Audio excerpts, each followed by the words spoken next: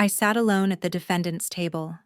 My husband sat across from me, his lawyer pointing at me and laughing. She can't even afford an attorney. This should be quick. I folded my arms, silent. When the courtroom doors opened, he went pale and froze. Everything had changed. Hello, everyone. Welcome to our story. If you're enjoying this content, consider subscribing to the channel and dropping a comment below to let us know where you're tuning in from. Just a quick note, this story contains fictionalized elements woven in for narrative and educational value. Any similarities to actual names or places may be coincidental, but the lessons within could be meaningful to you. I sat there with nothing but hope, dressed in a gray thrift store dress I'd owned for 6 years. Across the aisle, Jordan adjusted his $4,000 suit and laughed like he'd already won. And maybe he had. The courtroom was cold that March morning, not just temperature cold, though the heating system in Riverside County Superior Court clearly hadn't caught up with spring. It was the kind of cold that seeps into your bones when you realize you're utterly alone. Courtroom 7 smelled like floor wax and old wood and fear. My fear, specifically. I could taste it in the back of my throat, metallic and bitter. 9 years. 9 years of thinking love meant accepting less than I deserved. 9 years of Jordan's voice in my head telling me I was lucky he stayed. 9 years of shrinking myself smaller and smaller until I almost disappeared completely. And now here I was, sitting at the defendant's table with nothing. No lawyer, no files, no glass of water. Just my hands folded so tightly in my lap that my knuckles ached white. The empty chair beside me felt like a spotlight. Everyone could see it. The court stenographer, Barbara Green, glanced at it with something like pity. The bailiff, Officer James Cooper, a heavy-set man who looked like he'd seen too many divorces, shook his head slightly when his eyes passed over my empty table. But across the aisle, Jordan had everything. Gregory Walsh sat beside him, all silver hair and sharp eyes, reviewing documents with the calm of a predator who'd already cornered his prey. Jordan leaned back in his leather chair, checking his watch. An Audemars Piguet. I knew because he'd told me 100 times how much it cost. More than most people's cars, he liked to say. More than I'd ever be worth. He caught me looking and smiled. Not a nice smile. The kind of smile that made my stomach drop. "She's late," Jordan said to Gregory, loud enough for the few spectators in the back rows to hear. His voice carried that tone I knew too well, the one that said he was enjoying this. Or maybe she finally realized it's cheaper to just give up. I looked down at my hands. Photographer's hands. Jordan used to call them back when he still pretended to like my work. Before he started calling it a hobby. Before he made me sell my cameras to pay rent after he froze our accounts. My accounts, I reminded myself. He'd made sure there was no "our" anymore. "All rise." Officer Cooper's voice jolted me back to the moment. Everyone stood as Judge Harold Matthews entered through the door behind the bench. He was older, maybe late 60s, with sharp eyes behind wire-rimmed glasses and the kind of no-nonsense expression that said he'd heard every lie the legal system had to offer. The judge's black robe settled around him as he sat. We sat too. The sound of bodies returning to wooden benches echoed in that high-ceilinged room. Light filtered through tall windows, pale and weak, like it was afraid to fully enter this place. Judge Matthews opened the file in front of him. Case number 24-DV-091, Pierce versus Pierce.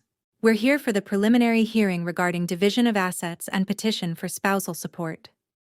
His eyes scanned both tables, then stopped on mine. The empty chair beside me seemed to grow larger. "Mrs. Pierce," the judge said, his voice echoing slightly. "I see you're alone. Are you expecting counsel?" I stood up. My legs felt weak, but I forced them to hold me. "I am, Your Honor." My voice came out smaller than I wanted. She should be here any minute. The sound that came from Jordan's side of the courtroom wasn't quite a laugh. More like a bark of derision. He covered his mouth with his hand, but the mockery was unmistakable. Judge Matthews's eyes cut to him. Is there something amusing, Mr. Pierce? Gregory Walsh stood immediately, placing a restraining hand on Jordan's shoulder. The gesture looked protective, but felt controlling. I'd seen that hand on Jordan's shoulder before, at dinners and business functions. It meant, shut up, and let me handle this. Apologies, Your Honor, Gregory said smoothly. My client is simply frustrated. This process has been unnecessarily prolonged, and the emotional strain is significant. Keep your client's frustration silent, Mr. Walsh, Judge Matthews warned. He turned back to me. Mrs. Pierce, court began 5 minutes ago. You understand the rules. If your attorney is not present. She's coming, I insisted, hearing the desperation creep into my voice. There was traffic. Traffic, Jordan muttered. But this time he didn't bother covering his mouth. He wanted me to hear. He wanted everyone to hear. Or maybe the check bounced, Chloe. Oh, wait. You can't write a check. I made sure of that this morning when I canceled your last credit card. The words hit me like a slap, but they weren't surprising. Nothing Jordan did surprised me anymore. That was the sad truth I'd learned too late. When someone shows you who they are, believe them the first time. I'd given him 9 years of second chances. Mr. Pierce. Judge Matthews banged his gavel once. The sound cracked through the room like a gunshot. One more outburst and I will hold you in contempt. Jordan stood up, buttoning his jacket with theatrical humility. My apologies, Your Honor. I just want to be fair here. My wife is clearly confused. She doesn't understand the complexity of family law. She has no income, no resources. I offered her a generous settlement last week, $75,000 and the 2018 Lexus. She refused. He turned to look at me directly. His eyes were cold, dead almost. Eyes I'd once thought were beautiful. I tried to help you, Chloe, he said, his voice dripping with false concern. But you insisted on playing games. Now look at you, sitting there with nothing. You don't have a lawyer because nobody wants a charity case.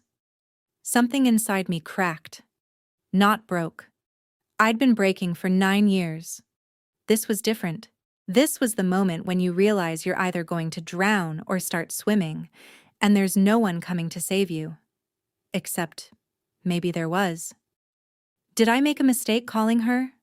The question had haunted me for 3 days, ever since I'd sat on Rachel's couch, sobbing into my phone and dialing the number I'd sworn I'd never call again. We hadn't spoken in 9 years. Not really. Just polite holiday texts and birthday cards with no return address. But when Rachel told me there was only one person who could stop Jordan, I'd known she was right. The question was whether Eleanor Sullivan would come, whether she'd choose me over him, whether a mother could stand against her own son. Mr. Walsh, Judge Matthews said, his voice tight with controlled frustration. Is your point that Mrs. Pierce is unrepresented, and we should proceed with a default judgment? Gregory Walsh smiled. It was the smile of a man who'd won before the game even started. Your Honor, while my client's passion is regrettable, his point is valid. We are wasting the court's valuable time. Mrs. Pierce clearly has not secured representation. She's had months to prepare. Under the precedent of Vargas versus State, we move to proceed immediately with default judgment on asset division. Judge Matthews looked at me. He looked tired, like he'd seen the story play out too many times. Mrs. Pierce, Mr. Walsh is technically correct. The court's time is valuable. If you cannot produce an attorney right now, I have to assume you're representing yourself pro se, and given the complexity of the forensic accounting involved in your husband's estate, that would be inadvisable. I'm not representing myself, I said. My voice came out stronger this time. Please, just 2 more minutes. She's coming. She's stalling, Jordan hissed, loud enough for everyone to hear. She's got nobody. Her family's gone. Her friends are suburban housewives. Who's she going to call? He laughed again.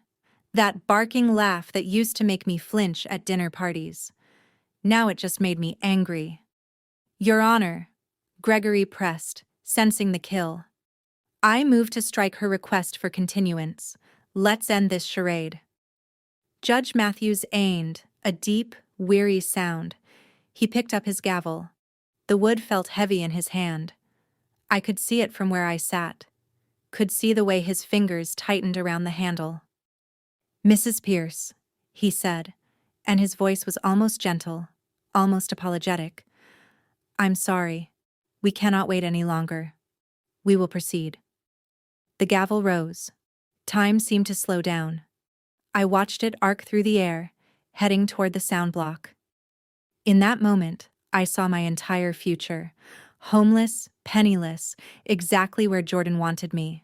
Broken and begging him to take me back. He'd said as much to Rachel, laughing over coffee, thinking it was funny. The gavel was halfway to the sound block when the courtroom doors didn't just open. They burst inward with a force that rattled the frames. The sound exploded through the room like thunder. Every head turned. The judge's gavel froze midair. Jordan's smile faltered. Gregory Walsh's pen stopped moving, and my entire world shifted. I couldn't see who was standing in the doorway yet. The light from the hallway behind them was too bright, creating a silhouette.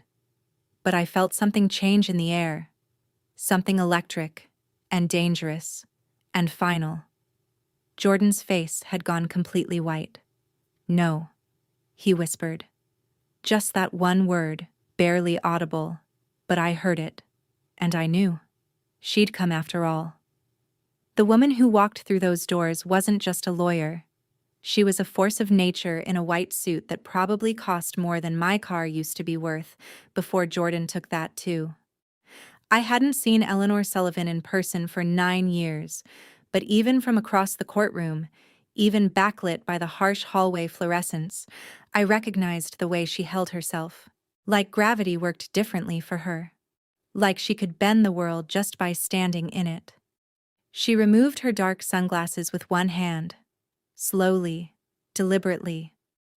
The gesture wasn't for practicality. The courtroom wasn't that bright. It was theater. And everyone in that room became her audience. Her eyes were the same piercing blue I remembered. The kind of blue that could read a contract and find the lie buried in subsection C. The kind that could look at you and know exactly what you were afraid of. Silver hair cut into a sharp bob that probably had its own standing appointment at some DC salon I couldn't afford to walk past. The white suit was tailored so precisely it looked like armor. And behind her, 3 junior associates moved in formation, carrying leather briefcases that looked heavy enough to contain entire legal precedents.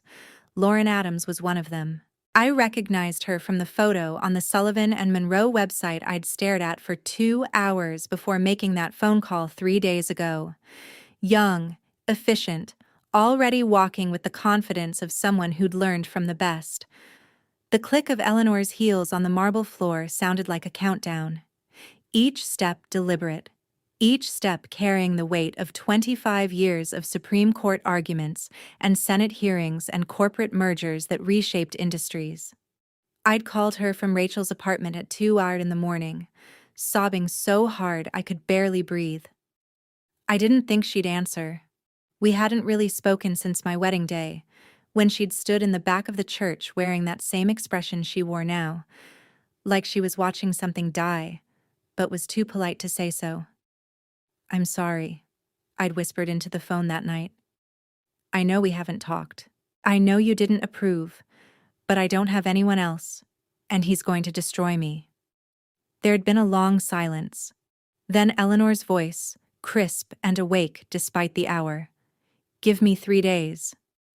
And now here she was. The courtroom had gone completely silent. Even the heating system seemed to hold its breath. Officer Cooper's hand had moved to his belt, an instinctive reaction to sudden movement, but he lowered it when he saw who'd entered. Judge Matthews sat straighter in his chair, his expression shifting from irritation to something close to reverence. But it was Gregory Walsh's reaction that told me everything I needed to know. He dropped his pen. Actually dropped it. I heard it clatter against the table, watched it roll toward the edge and fall to the floor.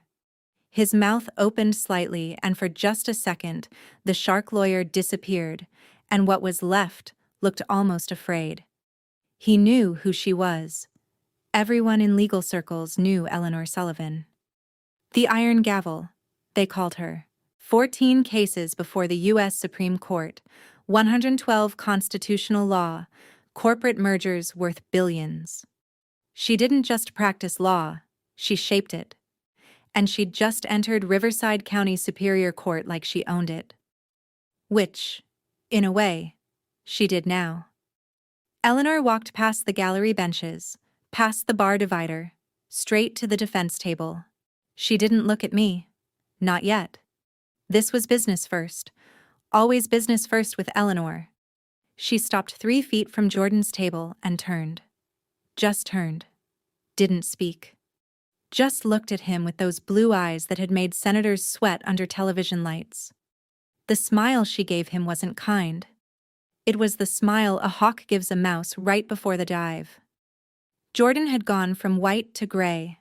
The expensive tan he'd gotten last month in Cancun, on marital funds I'd later learn had disappeared, under a layer of shock. His mouth moved, but no sound came out. His hands gripped the edge of the table. "No," he said again, louder this time, still barely audible. "That's impossible. You wouldn't. You can't." Eleanor's expression didn't change.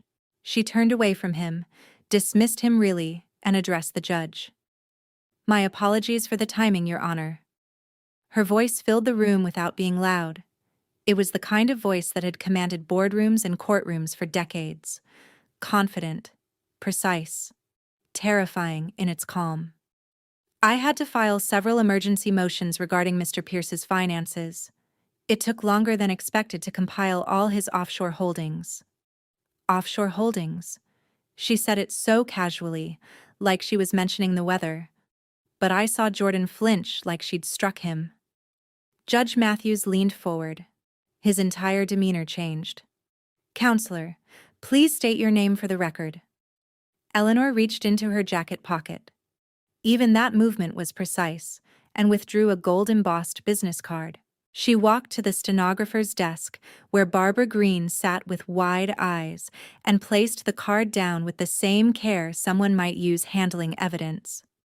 "Eleanor Sullivan," she said, returning to stand at the defense table. "Senior Managing Partner at Sullivan & Monroe, LLP, Washington, D.C. I am entering my appearance as counsel for the defendant." She let that settle for exactly 3 seconds. I could feel the weight of it, the shift in the room's atmosphere. Gregory Walsh had gone pale. Jordan looked like he might be sick. Then Eleanor turned her head and looked directly at him. Her son. The child she'd raised and then watched from a distance for 9 years. The man who'd married me and then spent nearly a decade trying to break me. "I'm also his mother." The courtroom erupted in whispers. Someone in the gallery gasped. Officer Cooper's eyebrows shot up. Judge Matthews removed his glasses and cleaned them slowly, like he needed a moment to process what he'd just heard. But I barely heard any of it. My brain had stopped working. Wait, she's his mother. Not just my lawyer, but his mother. The room spun slightly. I gripped the edge of the table. 9 years ago, Jordan had told me his mother was too busy to come to the wedding, that she was in Europe for a case, that she'd send her regards and a check. He'd never said her name was Eleanor Sullivan, never mentioned she was one of the most powerful attorneys in the country. Never told me that when I met her briefly at Christmas dinners and Thanksgivings during those first 2 years, I was sitting across from legal royalty. He'd kept us separate on purpose. Of course he had. Because if I'd known who she was, if I'd known what she was capable of, I might have called her years ago. Eleanor finally looked at me. Her expression softened, barely just at the edges, and she gave me the smallest nod. Then she pulled out the chair beside me and sat down, placing her briefcase on the table with a decisive thud. She was really here, sitting beside me, about to fight for me, against her own son. Jordan found his voice. It came out strangled and desperate and nothing like the confident mockery from 5 minutes ago. Mom, you can't do this. I'm your son. The courtroom went silent again, everyone leaning forward. This was better than any television drama. This was a family destroying itself in real time. Eleanor turned in her chair, slowly, the way a queen might acknowledge a peasant who'd spoken out of turn. Her face was carved from ice. "And she's my daughter-in-law," Eleanor said. Her voice was colder than winter frost, colder than the March morning outside, cold enough to kill. "And you, Jordan, are a criminal." The word hung in the air like an executioner's blade. Criminal. Not my son who made mistakes, not a man in a difficult situation. Criminal. Gregory Walsh stood up so fast his chair scraped against the floor. "Your Honor, I must object." "Sit down, Mr. Walsh." Judge Matthews didn't raise his voice. Didn't need to. "I want to hear what Ms. Sullivan has to say." Gregory sat. He had no choice. Eleanor opened her briefcase. The sound of the latches clicking open sounded like a cell door closing. She pulled out a stack of documents thick enough to stop a bullet.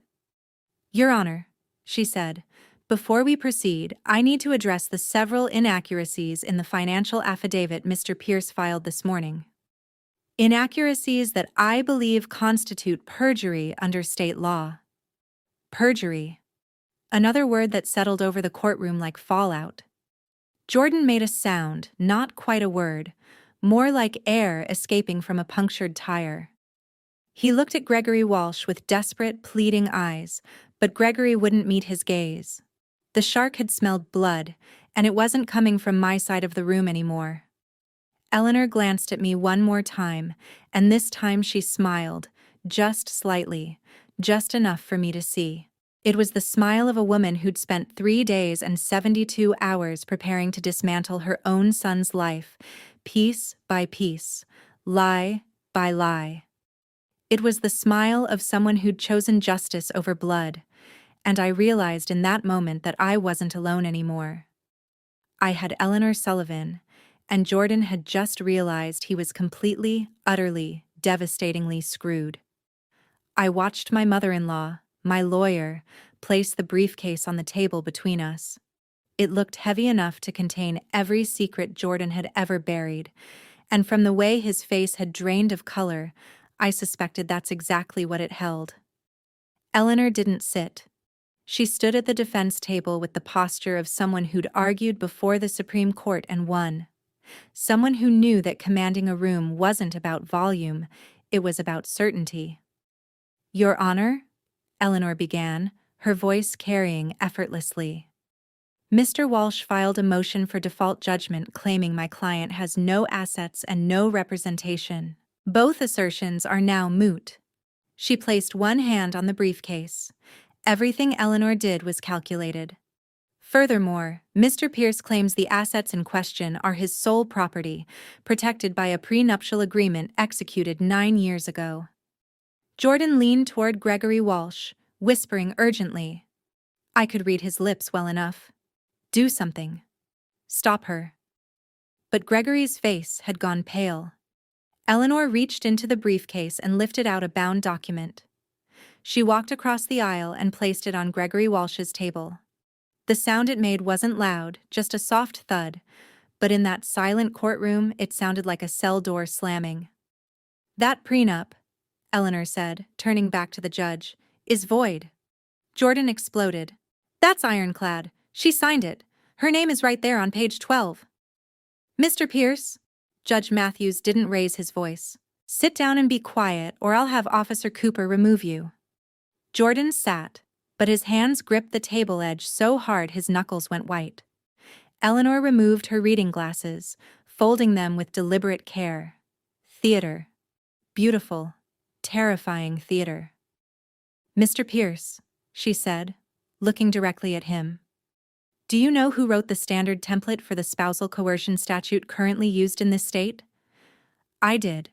In 1998. I know that law better than almost anyone alive.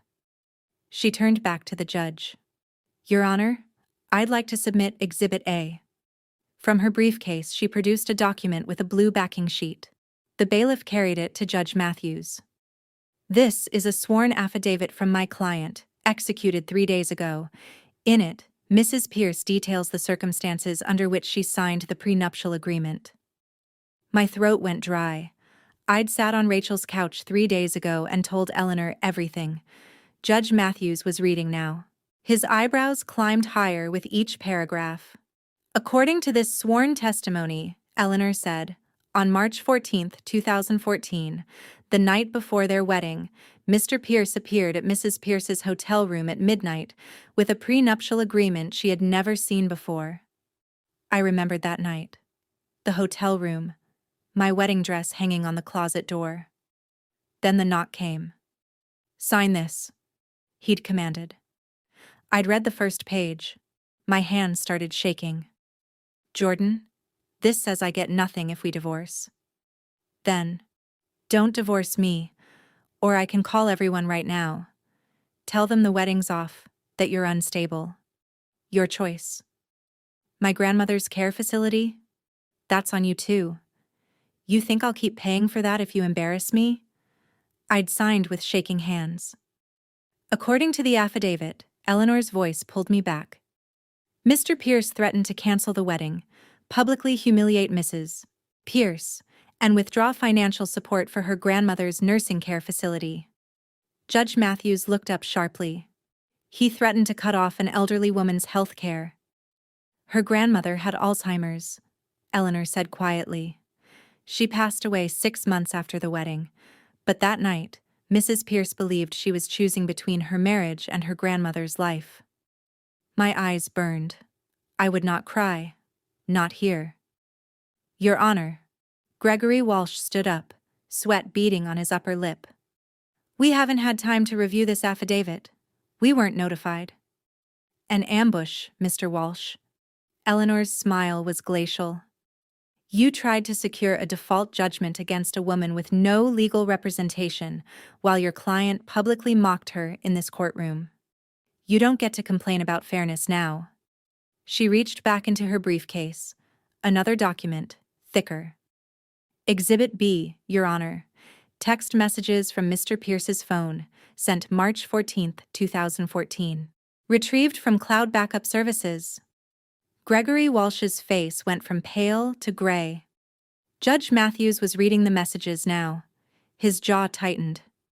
Mr. Pierce, the judge said slowly, did you send a text to your brother stating, got her grandmother's nursing home as leverage? She'll do whatever I want now? The silence in the courtroom was absolute. Gregory Walsh was frantically flipping through the documents. I could see the exact moment he realized the prenup was dead. His shoulders sagged. Your Honor, Eleanor said, under state coercion statutes I helped write, a prenuptial agreement signed under duress, with threats involving family welfare and public humiliation, is void. It never existed in the eyes of the law. Eleanor let that sink in. Let Judge Matthews finish reading. Let Gregory Walsh realize he'd built his entire case on a contract that was about to disappear. Then she turned back to the judge, and I saw something in her expression that made my stomach drop. Something colder. Something that said the prenup was just the appetizer. Your Honor, Eleanor said, her voice dropping into a register that made everyone lean forward.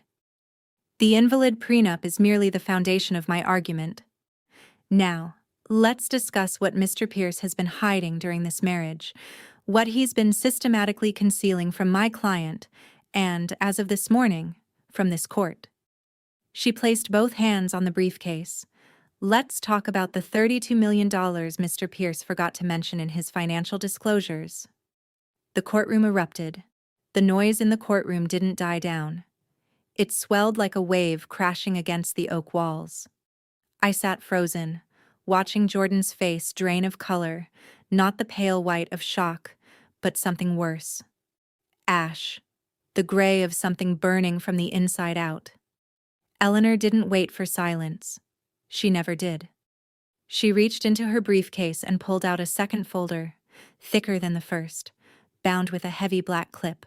The kind of file that doesn't just contain documents, it contains consequences.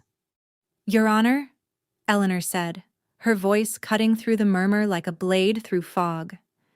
"If I may direct the court's attention to the financial affidavit filed by Mr. Pierce this morning." Judge Matthews leaned forward.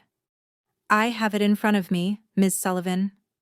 "Then you'll note," Eleanor continued, "that Mr. Pierce has declared his net worth to be approximately $12 million. Impressive, isn't it?" Gregory Walsh rose halfway out of his seat. "Your Honor, I fail to see the relevance." Eleanor didn't even look at him. "The relevance, Mr. Walsh, is that your client is lying under oath." The courtroom went silent, the kind that comes right before someone pulls a trigger. Judge Matthews set down his pen. "That's a serious accusation, Counselor." "It's a documented fact, Your Honor." Eleanor lifted the second folder. "This is the forensic accounting report compiled by my team over the past 72 hours. Lead investigator Emma Richardson, certified fraud examiner with 18 years at the Treasury Department." Eleanor opened the folder. The pages inside were dense, covered in highlighted numbers, charts, wire transfer records. She didn't read from them. She didn't need to. Mr. Pierce has systematically hidden assets through a network of shell companies, offshore accounts, and fraudulent business structures. The primary vehicle, Pinnacle Holdings LLC, registered in Delaware, but operating accounts in Bermuda and Panama. My hands went numb. Bermuda, Panama. Words I'd only ever heard in movies about drug cartels and mob bosses. "Your Honor," Eleanor said, "Mr. Pierce's actual net worth is not $12 million, it's $32 million. The courtroom erupted again. Judge Matthews just sat there, staring at Jordan like a man watching a house collapse in slow motion. $32 million.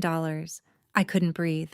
I thought about the grocery receipts, the coupons I'd clipped, how I'd asked Jordan for $60 to replace a broken camera lens and he'd said we couldn't afford it. He had $32 million in accounts I didn't know existed, and I'd been buying clothes at thrift stores. "Ms. Sullivan," Judge Matthews said slowly, his voice cold, "are you telling this court that Mr. Pierce committed perjury in a sworn financial disclosure?" "Yes, Your Honor, that's exactly what I'm telling you." Gregory Walsh shot to his feet, his face flushed. "Your Honor, these are unsubstantiated allegations."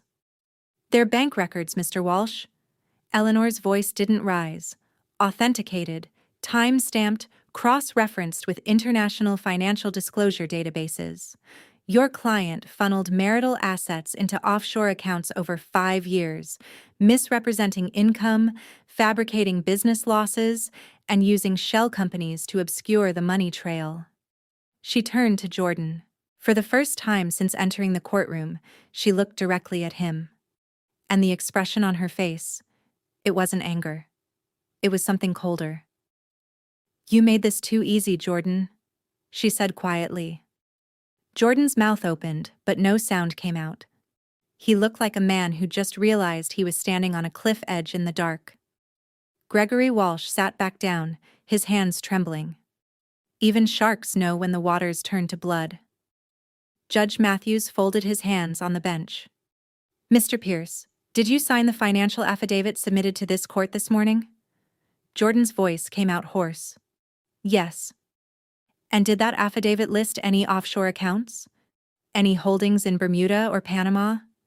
Any company called Pinnacle Holdings LLC?" Silence.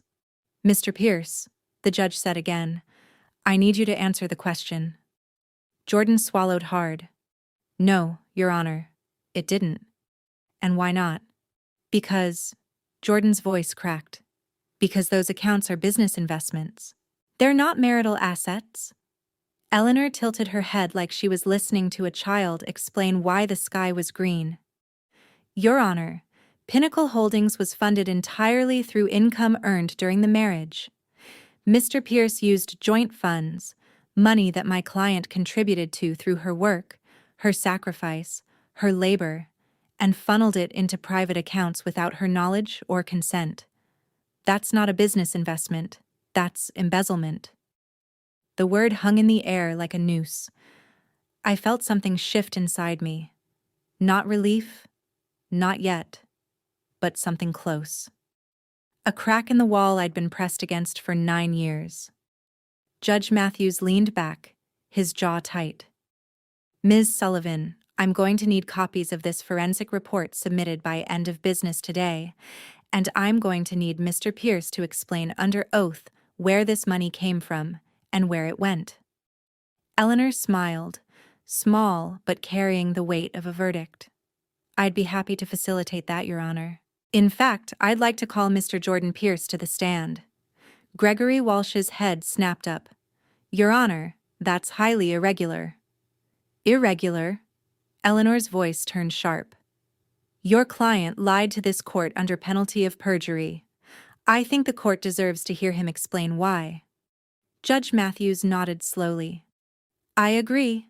Mr. Pierce, you'll take the stand after the lunch recess. We'll reconvene at 1:30. He banged the gavel once. The sound echoed like a gunshot. I exhaled for what felt like the first time in hours. My chest ached, but I wasn't alone anymore. I had Eleanor, and Eleanor had $32 million reasons to make Jordan Pierce tell the truth. Jordan turned in his seat, his eyes locking onto mine for just a second. And in that second, I saw something I'd never seen before. Fear. I'd imagined Jordan on the witness stand 1,000 times during those sleepless nights. In my fantasies, he crumbled immediately, broke down, confessed everything, and begged for forgiveness. But reality doesn't work like fantasies. Jordan stood up from the defense table and walked toward the witness stand like a man walking into a boardroom. His chin was high, his shoulders were square. He still thought he could talk his way out of this. He'd been talking his way out of things his entire life, out of speeding tickets, out of bad business deals, out of promises he never intended to keep. Why would today be any different? Officer Cooper stepped forward, holding a worn black Bible. Jordan placed his left hand on it, raised his right, and swore to tell the truth, the whole truth, and nothing but the truth. I almost laughed. Almost. He sat down in the witness box, adjusting his tie, smoothing the front of his jacket. The same suit he'd worn to our wedding, navy blue, tailored to perfection. I used to think he looked handsome in it. Now all I could see was a man playing dress-up. Eleanor stood at the podium. She didn't bring any notes, didn't carry a legal pad or a folder or a single piece of paper. She didn't need them. She just looked at him. Her son. The man she'd raised, fed, clothed, sent to private schools and Ivy League universities. And she looked at him like he was a stranger. Mr. Pierce, she said, her voice calm and steady, let's talk about the accounts you forgot to mention. You claim they're business investments, so tell the court. What business are you in? Jordan shifted in his seat. His hands gripped the edges of the armrests. Good. Let him feel what I felt. I'm the Senior Vice President of Business Development at Pinnacle Holdings, he said. Eleanor tilted her head. A company you own? I'm the majority shareholder, yes. So, these aren't investments. You paid yourself from marital income, hid it in a private company, and then moved it offshore. It's more complicated than that. Is it? Eleanor's voice didn't rise. It didn't need to. Yes or no, Mr. Pierce? Did you use marital funds to fund Pinnacle Holdings? Jordan's jaw tightened. The financial structure of the company is complex. Yes or no? It's not that simple. Eleanor turned to Judge Matthews. Your Honor, I'd like the record to reflect that the witness is refusing to answer. Judge Matthews nodded slowly. So noted. I watched Jordan's face. A bead of sweat rolled down his temple. He wiped it away quickly, but I saw it. And so did Eleanor. She moved closer to the witness stand, her heels clicking softly against the tile floor. Let's talk about what you did with some of that money. On March 3rd of last year, you purchased a luxury condominium in Miami, title held under Pinnacle Holdings LLC. Jordan cleared his throat. That's an investment property. Interesting. Eleanor pulled a single sheet of paper from her blazer pocket. She didn't hand it to him. She just held it up. Because your credit card statements show purchases for nursery furniture, a crib, a changing table, a rocking chair, all delivered to a condo registered under your shell company. The air left my lungs. A nursery.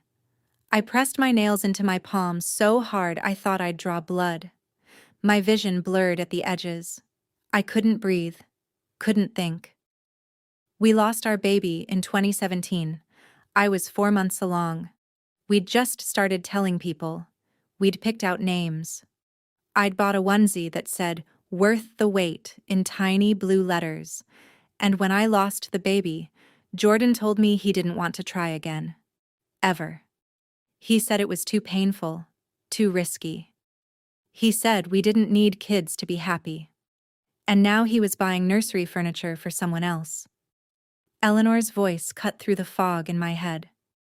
Mr. Pierce, were you planning to rent that condo to families with infants?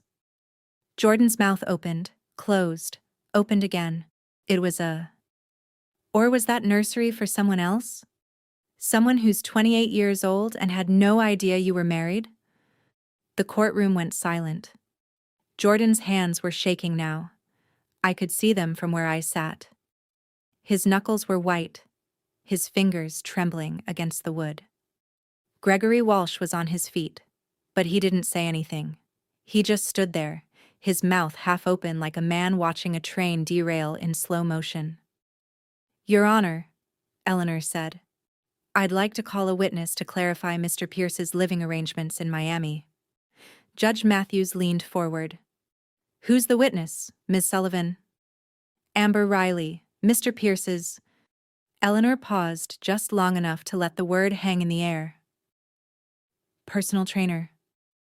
I felt something crack inside me. Not my heart. That had broken a long time ago. This was something deeper. Something structural. The last piece of denial I'd been holding on to. The part of me that still wondered if maybe I'd misunderstood. If maybe there was an explanation. There wasn't. Jordan's face went pale. Not the gray ash color from earlier. Pale like paper. Like bone. Your Honor, Gregory Walsh finally found his voice. This is completely out of left field. We weren't given notice. Because your client lied about his assets, his income, and his living arrangements, Eleanor said. If he'd been honest, we wouldn't need to call witnesses. But he wasn't. So here we are. Judge Matthews rubbed his temple. He looked tired. Old, like this case had aged him 10 years in 2 hours. Ms. Riley is in the building? He asked. She is, Your Honor. I can have her on the stand in 5 minutes. Judge Matthews glanced at the clock on the wall. 10-minute recess. Then we'll hear from Ms. Riley. He banged the gavel. Jordan's mouth opened and closed again like a fish drowning in air. He looked at Gregory Walsh the way a drowning man reaches for a rope that isn't there. Gregory didn't meet his eyes, and I realized Jordan wasn't just losing the case. He was losing everything. The name hit me before Eleanor even finished saying it, Amber. I knew that name. I'd seen it on his phone once, just a notification that flashed across the screen while he was in the shower. When I asked him about it later, he'd laughed. Said she was his personal trainer, that she sent reminders about session times. I'd been so stupid. We were back in session. The 10-minute recess had felt like 10 seconds. I'd spent it in the hallway staring at the water fountain, trying to breathe, trying not to throw up. Rachel had found me, put her hand on my shoulder, and said nothing. Because what was there to say? Now I was back at the defense table sitting next to Eleanor. Jordan was still on the witness stand, his collar damp with sweat. His tie was crooked. I'd never seen his tie crooked before. Eleanor stood at the podium, her hands folded in front of her, calm as still water. Mr. Pierce, who is Amber Riley? Jordan's jaw tightened. I don't know what your personal trainer is. The woman living in the Miami condominium, Eleanor said. Jordan's mouth opened, closed. His eyes darted to Gregory Walsh, who was furiously scribbling notes on a legal pad like he could write his way out of this. She's where? It's not relevant? Gregory Walsh shot to his feet. Objection, Your Honor. Relevance. This is a no-fault divorce state. My client's personal life has no bearing on asset division. Eleanor didn't even glance at him.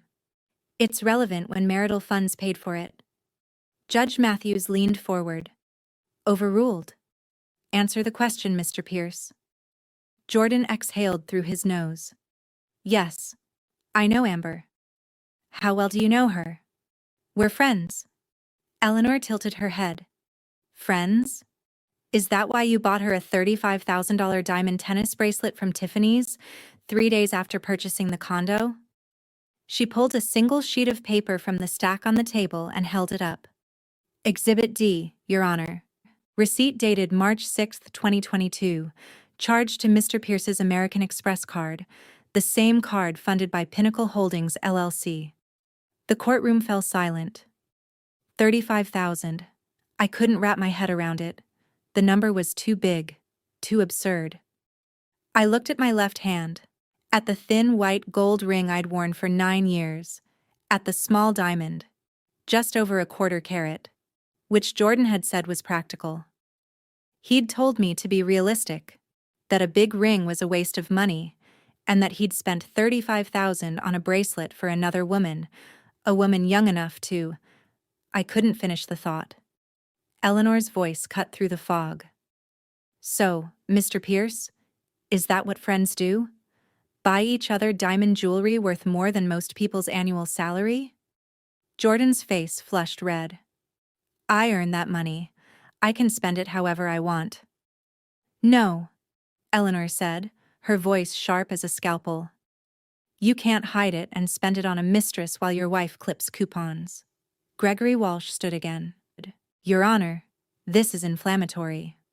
It's factual, Eleanor said, and if Mr. Walsh would like to review the credit card statements, bank transfers, and wire receipts, I'm happy to provide them. Judge Matthews motioned for Gregory to sit. Please, Mr. Walsh, be seated. Ms. Sullivan, you may continue. Eleanor turned her attention back to Jordan. Now, Mr. Pierce, let's discuss your other purchases for Ms. Riley. You provided her with a gym membership for $1,800 a year and luxury spa packages totaling $4,000. Then there was... Dinner for two at Le Bernardin cost $650. All of these expenses were charged to the same account. She paused, letting the numbers resonate. Yet Mrs. Mitchell drove a 12-year-old Honda with a cracked windshield because you claimed you couldn't afford to replace it. I remembered that car vividly. I treasured it. It was the first significant purchase I'd made on my own, back when I was still managing my own finances, before Jordan suggested we combine our accounts. One account, he said. It would be easier to manage and give me more control, Eleanor reasoned. She produced another document. Your Honor, I'd like to introduce evidence. A lease agreement for an apartment in Miami, jointly signed by Mr. Pierce and Ms. Amber Riley. Jordan's hand tightened on the armrest of the witness stand.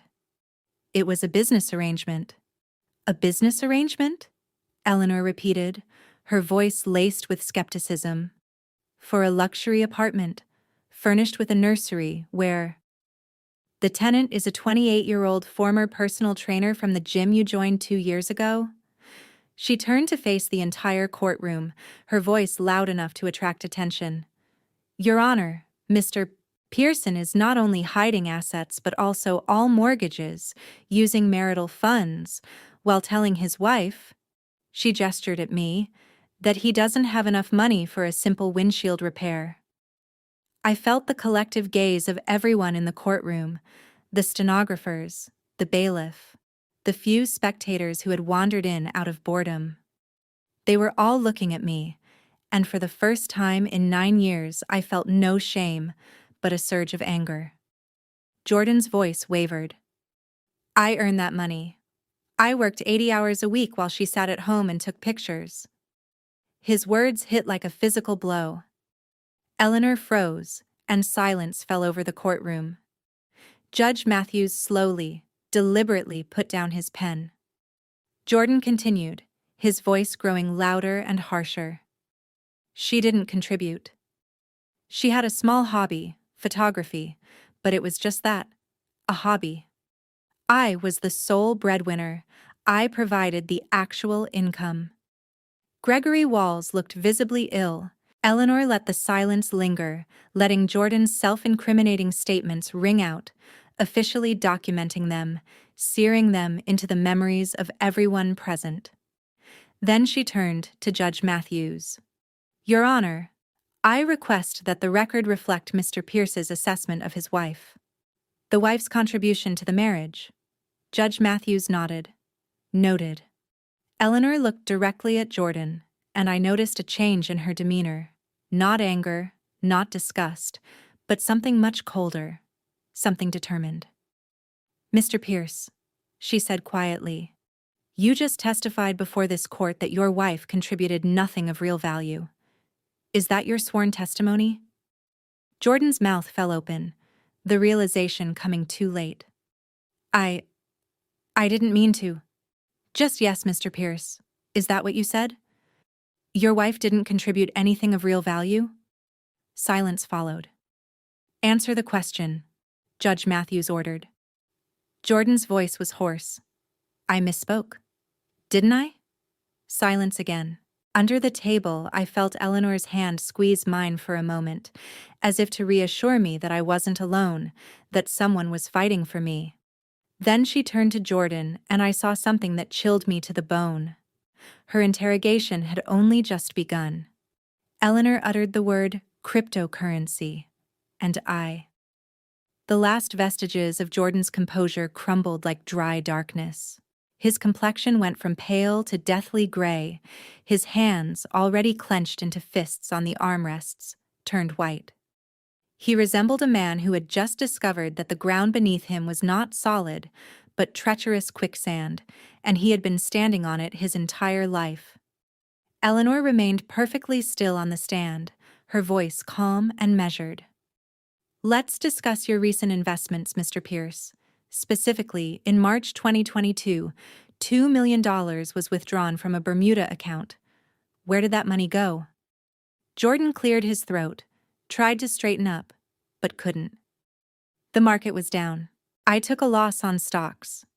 Eleanor's smile wasn't warm, but the subtle, knowing smile of a chess player who foresaw checkmate several moves in advance.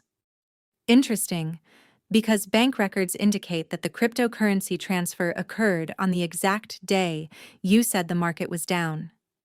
She pulled another document from the folder and held it up. Document F, Your Honor, confirmation of transfer. The $2 million was converted into digital currency through an offshore exchange. Jordan's mouth opened and closed. Gregory Walsh half rose from his seat, then sank back down, as if his legs had betrayed him, his expression like a man watching a building collapse in slow motion, realizing he's still trapped. Eleanor continued, her voice hardening. You purchased cryptocurrency, Mr. Pierce, specifically confidential coins, untraceable, stored on a hard drive in cold storage, currently located in Safe Deposit Box 287 at the National Trust Bank downtown. Jordan's eyes. How did you? He stopped, realizing his mistake too late. A deep silence fell over the courtroom. I felt a tightening in my throat. My breath caught in my throat. He just confirmed it. He admitted before the judge, in the courtroom, with the stenographer carefully recording every word, that this money existed. Eleanor tilted her head, as if watching a student solving a basic math problem. How should I know? I'm Eleanor Sullivan. Uncovering hidden assets is my profession. She turned to Judge Matthews. Your Honor, Mr. Pierce did not disclose this $3.5 million, did not share it with his wife, and certainly did not report it on his financial disclosure this morning. $3.5 million. The amount hit me with the force of a physical blow. It was hard to breathe, hard to think.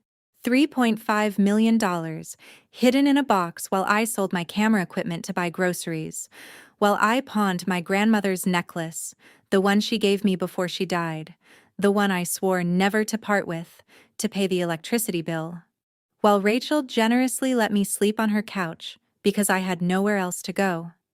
Jordan had $3.5 million in a safe deposit box downtown, and yet he looked me in the eye every day and insisted we couldn't afford to fix the car.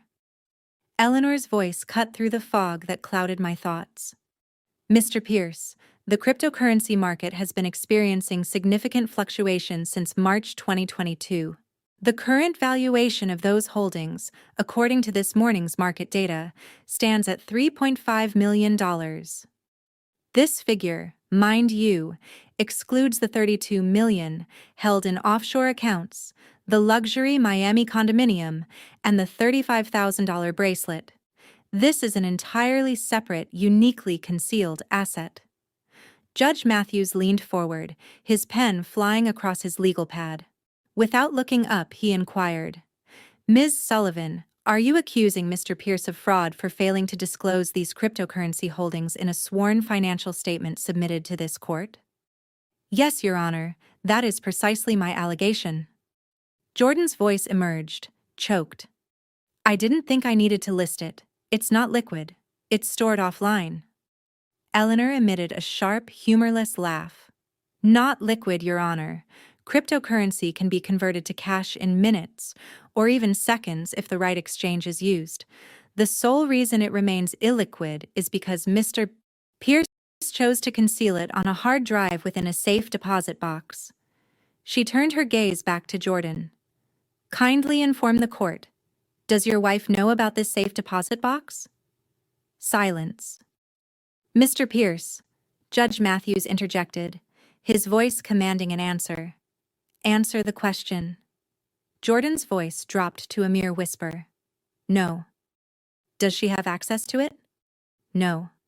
Has she ever had access to it? No. Eleanor clasped her hands.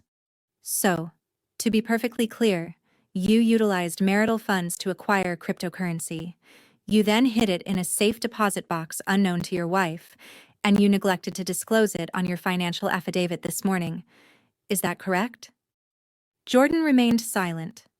Judge Matthews slowly, deliberately, set his pen down, mirroring the action he'd taken earlier when Jordan had claimed I contributed nothing of value.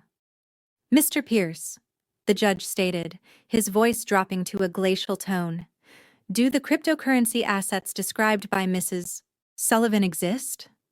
Jordan swallowed hard, his Adam's apple bobbing. Yes. Did you list them on your financial disclosure? No, but no further questions are necessary, the judge declared. He turned to Eleanor. Ms. Sullivan, I will require documentation to substantiate every claim you have presented today. Bank records, wire transfers, lease agreements, receipts, all of it. By the close of business tomorrow? Eleanor nodded. It will be provided by 5 p.m. today, Your Honor. Judge Matthews scribbled something on his legal pad. I couldn't discern what it was, but the tightening of his jaw suggested it was unfavorable for Jordan. Gregory Walsh stood, his hands visibly trembling. Your Honor, he began, his voice unsteady, I must request a recess to consult with my client. The judge did not even look up. Request denied. Your Honor, Sit down, Mr. Walsh. Gregory's face drained of color. He glanced at Jordan, then at Eleanor, and finally back at the judge. It dawned on me then. He knew. He knew Jordan had lied.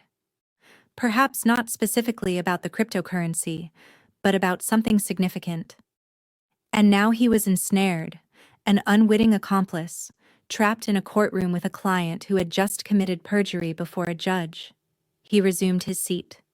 Jordan's shoulders slumped, diminishing him somehow, deflated, as if all the air had been expelled. I felt Eleanor's hand on mine again beneath the table, the familiar, brief squeeze, a reminder. And I understood then. This wasn't merely about money. It wasn't even solely about the affair, the lies, or the 9 years of manipulation. It was about power. For 9 years, Jordan had wielded it all. He controlled the bank accounts, the finances, the decisions. He had systematically made me feel small, worthless, and dependent. And Eleanor was meticulously dismantling his control, piece by piece, dollar by dollar. She wasn't just winning the case. She was dismantling him. Thank you for staying with me through all of this. Please leave a comment below to let me know you're still here. I'd love to hear from you. And I must ask, if you were in my position, witnessing everything unfold in real time, what would be running through your mind? Would you feel a sense of victory? Or would you be steeling yourself for the next inevitable blow? Be honest, because what follows is something I could never have anticipated. Oh, and a quick heads up. The narrative moving forward will incorporate some creative liberties for storytelling purposes. If that's not what you're looking for, this would be a natural point to conclude. Eleanor requested a brief recess. As she passed Jordan's table, their eyes met for what felt like an eternity, precisely 3 seconds. She later shared her thoughts during that moment. That night, after everything had concluded, Eleanor and I sat in her hotel room. It was well past midnight. The city lights of Riverside filtered through the thin curtains, casting dancing shadows on the walls. She poured herself 2 fingers of scotch, the first time I'd ever seen her drink, and finally confided the personal cost she had paid. I went to the courthouse bathroom during that recess, she said, her gaze fixed on her glass. Not because I needed to, but because I needed to cry somewhere no one could witness. I tried to envision it. Eleanor Sullivan, the unyielding gavel, breaking down in a courthouse restroom. It seemed incongruous. Yet, as she continued speaking, I realized it fit perfectly. 2 weeks before the hearing, Eleanor explained, you called me from Rachel's apartment. You were desperate. I hadn't anticipated your call. We'd barely spoken since the wedding. But when I heard your voice, I knew. Any mother would know. She disclosed that she had spent 3 days investigating, 72 hours of phone calls, subpoenas, and leveraging offshore banking contacts she had cultivated over her 30 years of practice. She found the accounts, the fraud, the systematic theft. I sat in my office at 3 a.m. examining the evidence, she recounted, and I realized my son had become precisely the kind of man I had spent my entire career bringing to justice. Her voice faltered on the word son. I remained silent, waiting. 3 days before the trial, I drove to Riverside, went to his office, and made one last attempt. I told him, Jordan, if you cooperate now, show remorse, you'll receive a maximum of 5 years. If you fight this and lose, you'll face 10. He just laughed. He said, Mom, you taught me never to surrender. And I realized then that I had failed him somewhere. Eleanor looked at me, her eyes red-rimmed but dry. When I taught him never to surrender, I meant never surrender to injustice. But he learned to never surrender to consequences. That's where I failed. I reached across the table and took her hand. It was trembling. She then spoke of the family trust. In 2016, I was concerned about your future. I could see how Jordan controlled the finances, the way you had to ask for permission for everything. So, I had a lawyer, Robert Mason, whom Jordan didn't know, establish a family trust to safeguard marital assets. My breath hitched. I hadn't known. You weren't supposed to, she explained. Jordan believed it was a standard tax planning maneuver. He never realized I was behind it. I was trying to protect you, even then. The realization struck me with the force of icy water. Eleanor had been fighting for me for 7 years before I even knew I needed protection. I sat in my office, Eleanor continued, and watched my son dismiss every warning, every piece of evidence. He thought he was invincible. And I knew. I knew that if I walked away, you would lose everything. Your home, your safety, your future. She paused and took a sip of scotch. And I would lose my son either way. If I defended him, I'd watch him destroy you. If I fought him, I'd destroy him myself.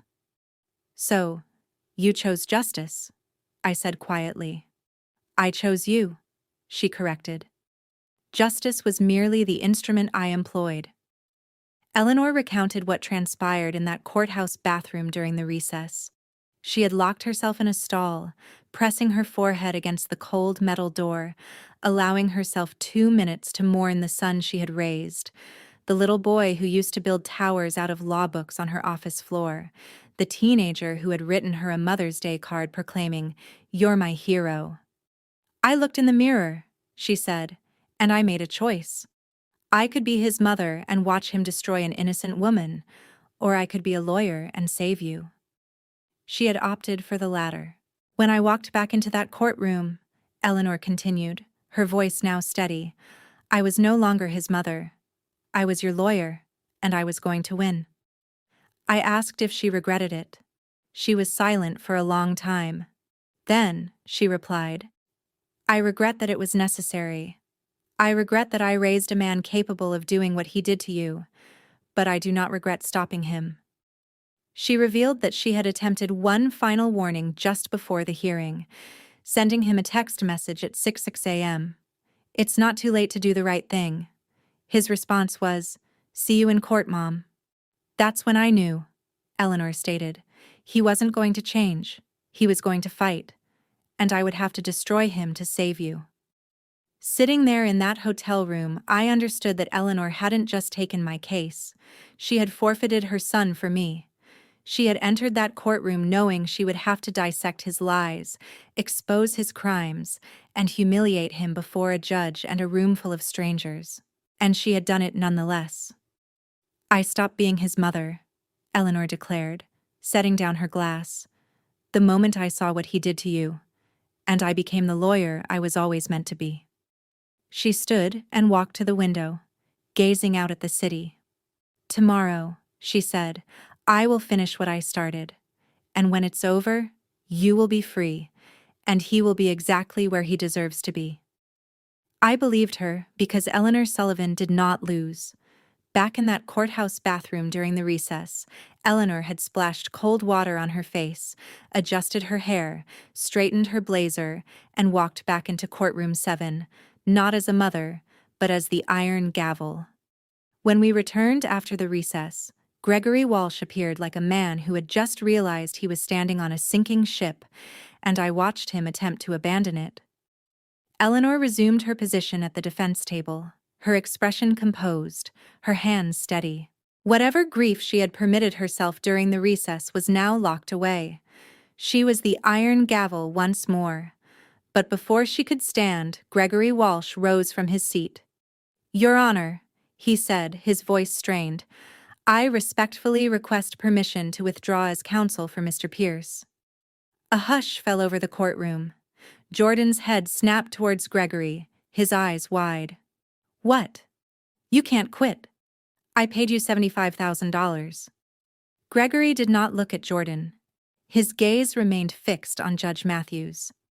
An ethical conflict has arisen, Your Honor. Based on testimony my client has provided, continuing to represent him would violate my professional obligations. The implication was clear. Gregory would not assist in committing perjury. Judge Matthews leaned back, his expression a mixture of irritation and disbelief. Mr. Walsh, we are in the midst of a hearing. This is highly irregular. I understand, Your Honor, but as an officer of the court, Jordan erupted. You coward. His voice was loud, raw, and desperate. I paid you. You work for me. He lunged towards Gregory, reaching out to grab the lapels of his jacket. For a moment, everything froze. Jordan's knuckles were white, his jaw clenched, his eyes wild. I had seen that look before, in our kitchen, in our bedroom. It was the look of a man who had lost control, and for the first time in 9 years, I was not the target of his rage. Officer Cooper moved with astonishing speed. He was across the courtroom in 3 strides, his hand closing around Jordan's wrist. Let go, Cooper said, his voice calm but firm. Now. Jordan didn't release his grip. Mr. Pierce, Cooper repeated louder. Let go. Jordan's fingers slowly, reluctantly, unclinched. Cooper did not release him. He kept his hand on Jordan's arm and firmly guided him back to his seat. Sit down and stay there. If you move again, you will be held in contempt. Do you understand? Jordan sat. His chest heaved, his tie was askew, and his hair fell into his eyes. He looked like a cornered animal. Judge Matthews's voice cut through the silence like a blade. Mr. Pierce, if you cause one more outburst, I will hold you in contempt and have you removed from this courtroom. Am I making myself clear? Jordan's voice emerged, strangled. Yes, Your Honor. Judge Matthews turned to Gregory. Mr. Walsh, I am not approving your withdrawal at this time.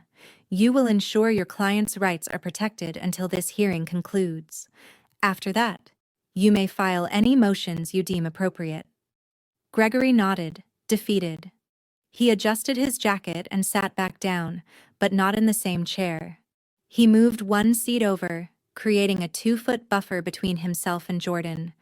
Even his lawyer didn't want to sit near him. Eleanor was still standing at the defense table, observing with calm detachment. She appeared unsurprised. She had anticipated this. Perhaps she had even orchestrated it. Judge Matthews took a deep breath. Ms. Sullivan, you may continue. Eleanor inclined her head. Thank you, Your Honor. She let the silence linger, allowing the weight of the recent events to settle over the room. Then she spoke. Your Honor, I would like to call my next witness. Someone who can speak to Mr. Pierce's character. I call Rachel Bennett. The name struck me directly in the chest like a blow. Rachel, my closest friend. The one who had let me crash on her couch when I had no other options, who had driven me to the emergency room when my hands wouldn't stop shaking, who had sat with me at 3 a.m. and assured me I wasn't losing my mind. Rachel had witnessed it all. I turned, scanning the back of the courtroom. The doors opened, and Rachel walked in. She wore a simple, professional navy blue dress. Her hair was pulled back, her expression serene, yet I could sense the tension in her shoulders. She was terrified, but she was here. Officer Cooper motioned towards the witness stand, and Rachel moved forward. The soft clicking of her heels on the tile echoed. All eyes in the courtroom followed her. As she passed Jordan's table, she avoided his gaze, but Jordan looked at her, and I saw something shift across his face. Not fear, not anger, but recognition, and something worse. Guilt. Rachel took her place on the stand. Officer Cooper presented the Bible and she placed her left hand upon it, raising her right. Do you swear to tell the truth, the whole truth, and nothing but the truth? So help you God? I do. Her voice was steady, strong. Eleanor stepped closer. Mrs. Bennett, she said, how long have you known the plaintiff, Chloe Mitchell? Rachel glanced at me, just for a fleeting second, and in that look, I saw it all. The late-night phone calls, the bruises I'd tried to conceal with makeup, the times I'd canceled plans because Jordan didn't want me to go out. 15 years, Rachel replied. Since college. Eleanor nodded. And during that time, did you observe Mrs. Mitchell's relationship with her husband, Jordan Pierce? Rachel's jaw tightened. Yes. Can you describe what you observed? Gregory Walsh stood midway, his voice sounding weak.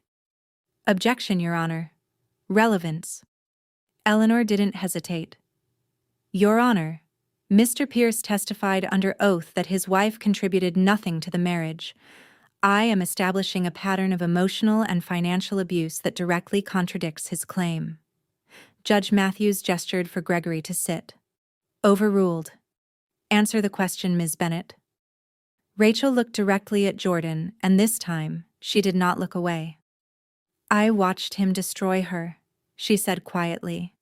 Rachel stepped up to the witness stand, and I felt our entire friendship flash before my eyes. Every tear she had dried, every night she had let me sleep on her couch when I had nowhere else to go. Every time she had told me I deserved better, and I had insisted she was wrong. Every moment she had seen what was happening and loved me anyway. Eleanor stood at the podium, her voice softer than it had been all morning. Not weak, but gentle. The way you speak to someone already carrying an immense burden. Ms. Bennett, Eleanor said, how do you know the plaintiff? Rachel's hands were clasped in her lap, her knuckles white, yet her voice remained steady. Chloe and I have been best friends since college, 20 years. And during that time, did you observe Mr. Pierce's treatment of your friend? Yes, for the past 9 years. Eleanor nodded. Can you describe what you observed? Rachel took a breath. I watched her chest rise and fall, saw her jaw clench. It started small, she recounted. He'd criticize her photography, call it a hobby, as if it weren't real work. Then he took control of the finances. She had to ask permission to buy even groceries. He'd scrutinize every receipt. Hearing it spoken aloud made it undeniably real. I had normalized this insanity. I had convinced myself it was practical, that Jordan was simply frugal, that he was protecting us. But it wasn't protection. It was control. Eleanor's voice drew me back. Ms. Bennett, were you present on the night before their wedding? Rachel nodded. Yes, I was Chloe's maid of honor. We were at the hotel. Can you describe what happened that night? Rachel's voice wavered slightly. Jordan arrived at her room around midnight. He had a stack of papers, the prenup. He told her if she didn't sign it, he would cancel the wedding. He threatened to tell everyone she was unstable, and he'd ensure her grandmother, who was ill at the time, lost her place in the care facility. My throat tightened. I had almost forgotten that detail. The way Jordan stood in the doorway of my hotel room, still in his tuxedo from the rehearsal dinner, holding those papers like a weapon. Sign it, Grace, he had said. He called me Grace back then, before he began calling me Chloe with that cold, distant tone. Unless you want to explain to 300 guests why there's no wedding tomorrow. Rachel's voice cracked. Chloe was crying. I told her not to sign, but she was terrified. Her grandmother was 92 years old in a memory care unit. Jordan had connections. He could have. She paused. Swallows. She believed him. Eleanor let the silence settle, allowing its weight to press down on the courtroom. Ms. Bennett, she said quietly, did you ever witness Mr. Pierce make threats toward Mrs. Mitchell after she filed for divorce? Rachel looked at Jordan. For the first time since she'd taken the stand, she looked directly at him, and he looked away. Last year, Rachel stated. After Chloe filed, Jordan asked to meet me at a coffee shop. He said he wanted to clear the air, but what he really wanted was to send me a message. Eleanor tilted her head. What did he say? Rachel's voice was clear now, strong. He said, I'm going to destroy her. I'm going to make sure she ends up homeless and begging me to take her back. This is going to be fun. The courtroom fell silent. Not the tense, expectant silence, but one of pure horror. Rachel's eyes remained fixed on Jordan's face. Those were your exact words. This is going to be fun. Jordan's jaw clenched, his hands curled into fists on the table, but he remained silent. He couldn't speak because it was the truth. Judge Matthews was writing furiously on his legal pad. I watched the pen move across the paper, fast and sharp, as if he were carving the words into stone. Eleanor folded her hands. Ms. Bennet, in your 20 years of friendship with Mrs. Mitchell, did you ever see her as unstable as Mr. Pierce claimed? Rachel shook her head. No, never. Chloe is one of the strongest people I know, but he made her feel small, worthless, as if she were lucky he even tolerated her. Tears pricked behind my eyes. I didn't let them fall. Eleanor's voice was soft. Thank you, Ms. Bennet. No further questions. She turned to Gregory Walsh. Your witness, Mr. Walsh. Gregory glanced at his notes, stared at them for a long moment, then looked up at Judge Matthews. No questions, Your Honor.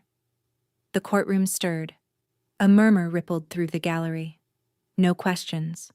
Gregory Walsh, the shark, the hired gun, the man who had promised Jordan he would bury me in court, had no questions because there was nothing left to ask. No cross-examination that wouldn't make Jordan look worse. No question that wouldn't dig the hole deeper. He had given up. Judge Matthews nodded slowly. Ms. Bennet, you may step down. Rachel stood, smoothed her dress, and walked back toward the gallery. As she passed my table, she met my gaze for a brief second, and I mouthed 2 words. Thank you. She nodded, her eyes shining. Eleanor waited until Rachel had taken her seat in the gallery, then turned to Judge Matthews. Your Honor, I have one more witness I'd like to call before we break for lunch. Judge Matthews glanced at the clock. Proceed, Ms. Sullivan. Eleanor's voice was calm, steady. I call Amber Riley. The name struck the courtroom like a lightning bolt. Jordan's head snapped up, his face draining of color, then flushing red, then paling again. Gregory Walsh closed his eyes, like a man resigned to his fate, and I realized this wasn't over. Eleanor wasn't just dismantling Jordan's finances, his reputation, his defense. She was dismantling his lies, one witness at a time. I had envisioned Amber Riley in 1,000 different ways during those sleepless nights. I had pictured her smug, confident, beautiful in a way that made other women feel small. I hadn't expected her to walk in looking terrified, or to completely avoid looking at Jordan. The courtroom doors opened and a young woman stepped through. She wore a simple navy dress, nothing ostentatious.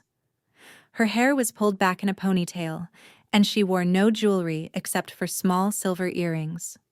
She looked like someone's younger sister, someone's daughter.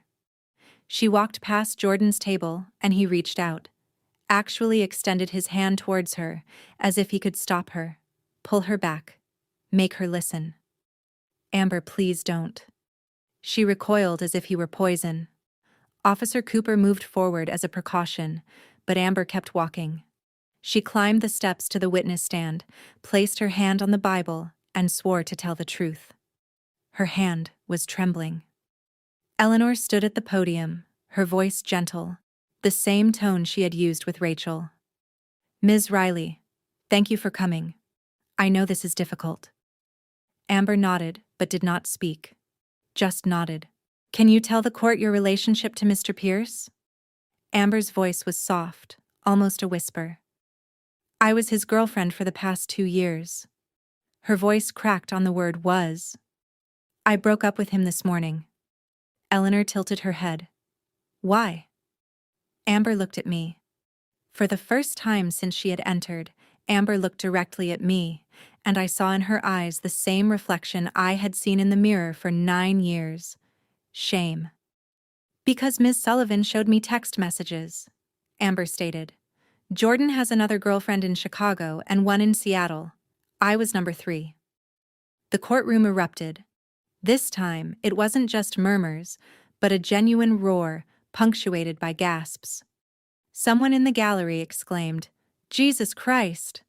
Judge Matthews banged his gavel. Order. But I couldn't hear him.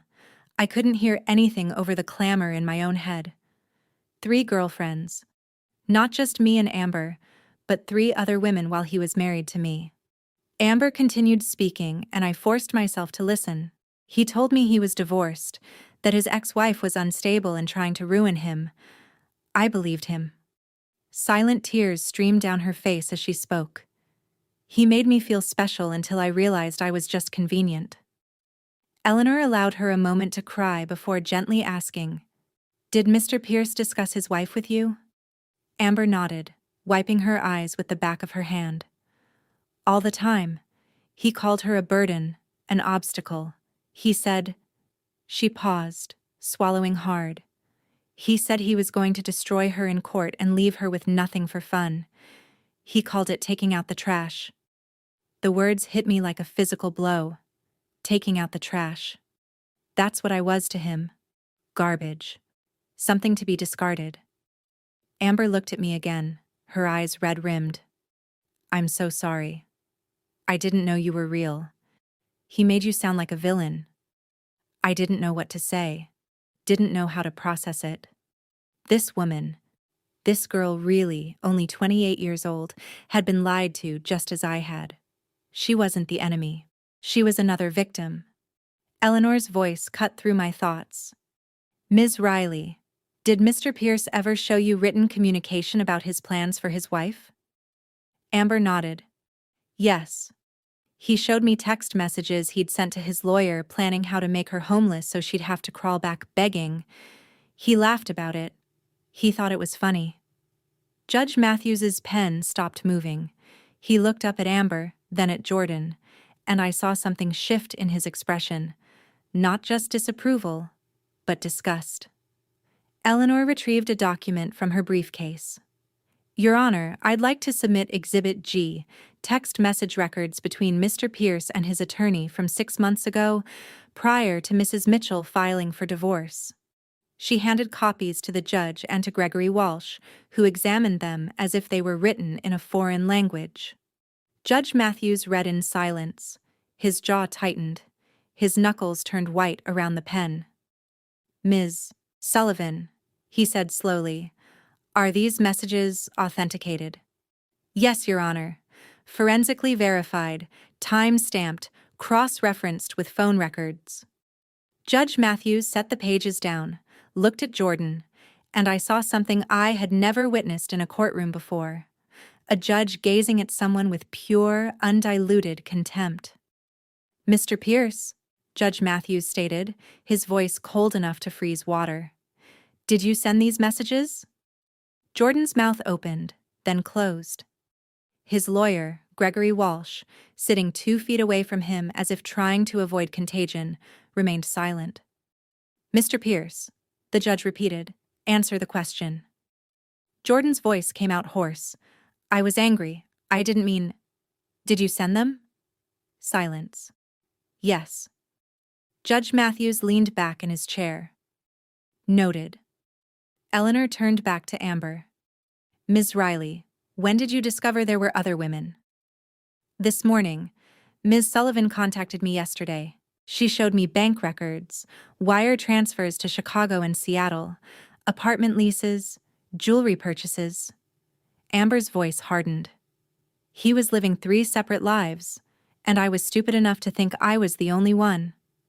"You weren't stupid," Eleanor said gently. "You were lied to, just like Mrs. Mitchell." Amber nodded, looking at me again. "I know it doesn't mean anything, but I'm sorry. If I'd known he was married, if I'd known any of this, I never would have—" Her voice broke. Something inside me cracked. Not my heart. That had been broken for years. Something else. The part of me that had wanted to hate her. The part of me that had spent sleepless nights imagining her as the villain in my story.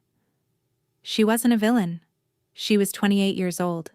She'd been lied to, manipulated, used, just like I had, just like the women in Chicago and Seattle probably had been.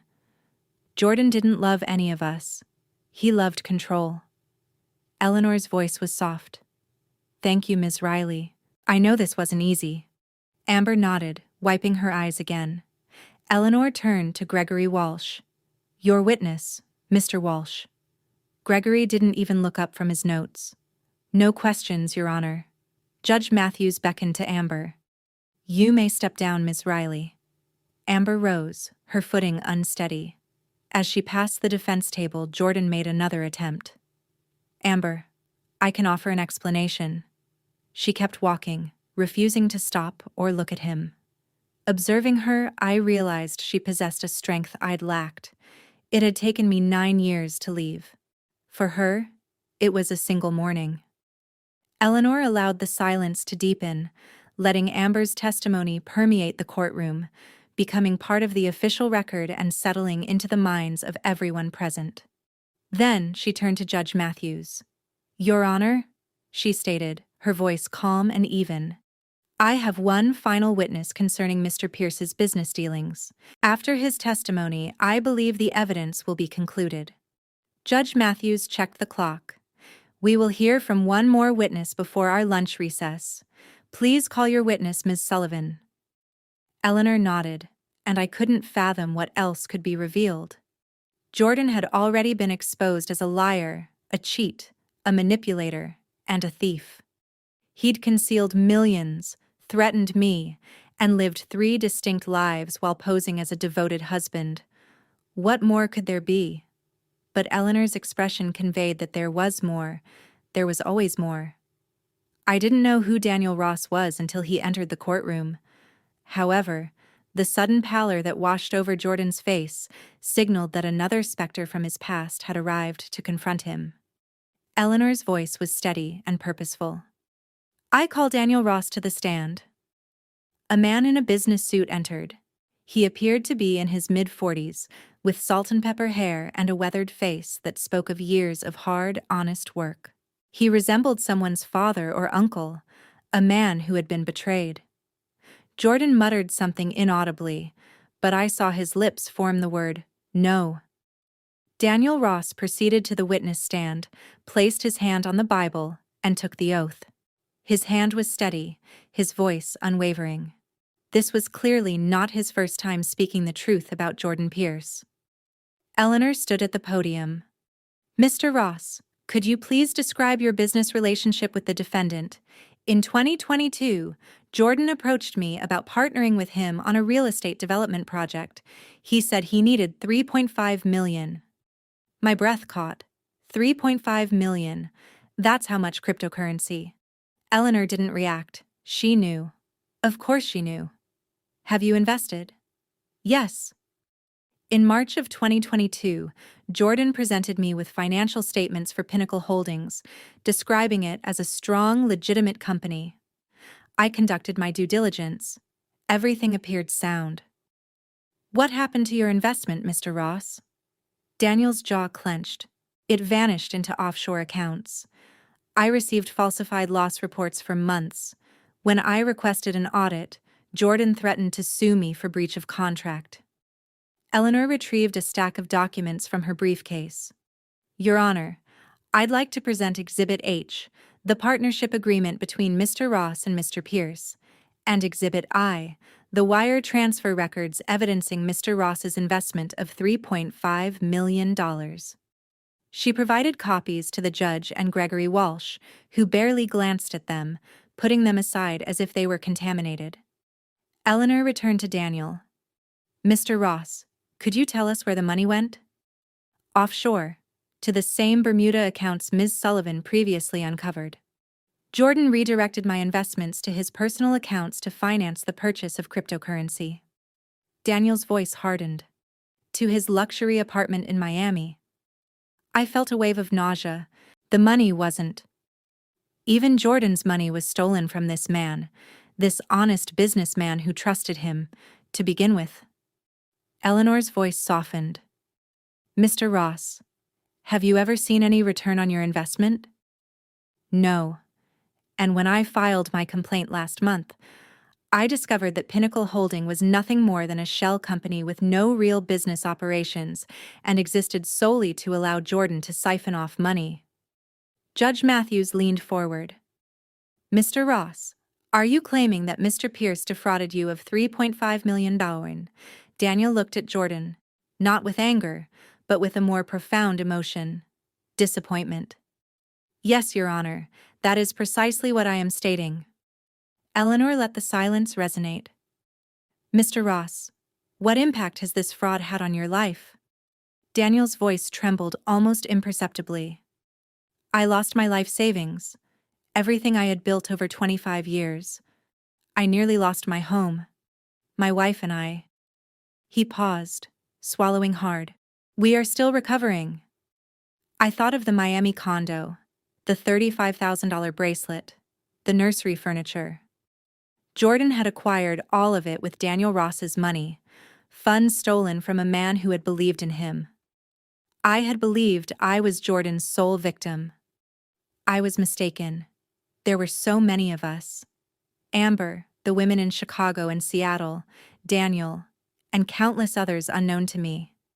Jordan hadn't just harmed those closest to him, he had harmed everyone. Eleanor's voice cut through my reverie. Mr. Ross, did you ever meet Mrs. Mitchell? Daniel shook his head. No. Jordan never mentioned he was married.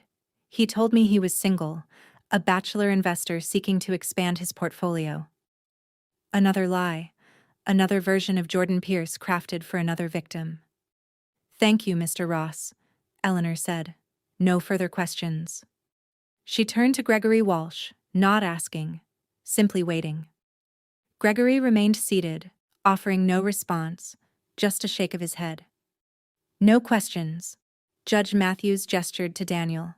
You may step down, Mr. Ross. Daniel rose. As he walked past Jordan's table, he offered no glance, no acknowledgement, simply passing by as if Jordan were already gone, a mere phantom. Eleanor remained standing.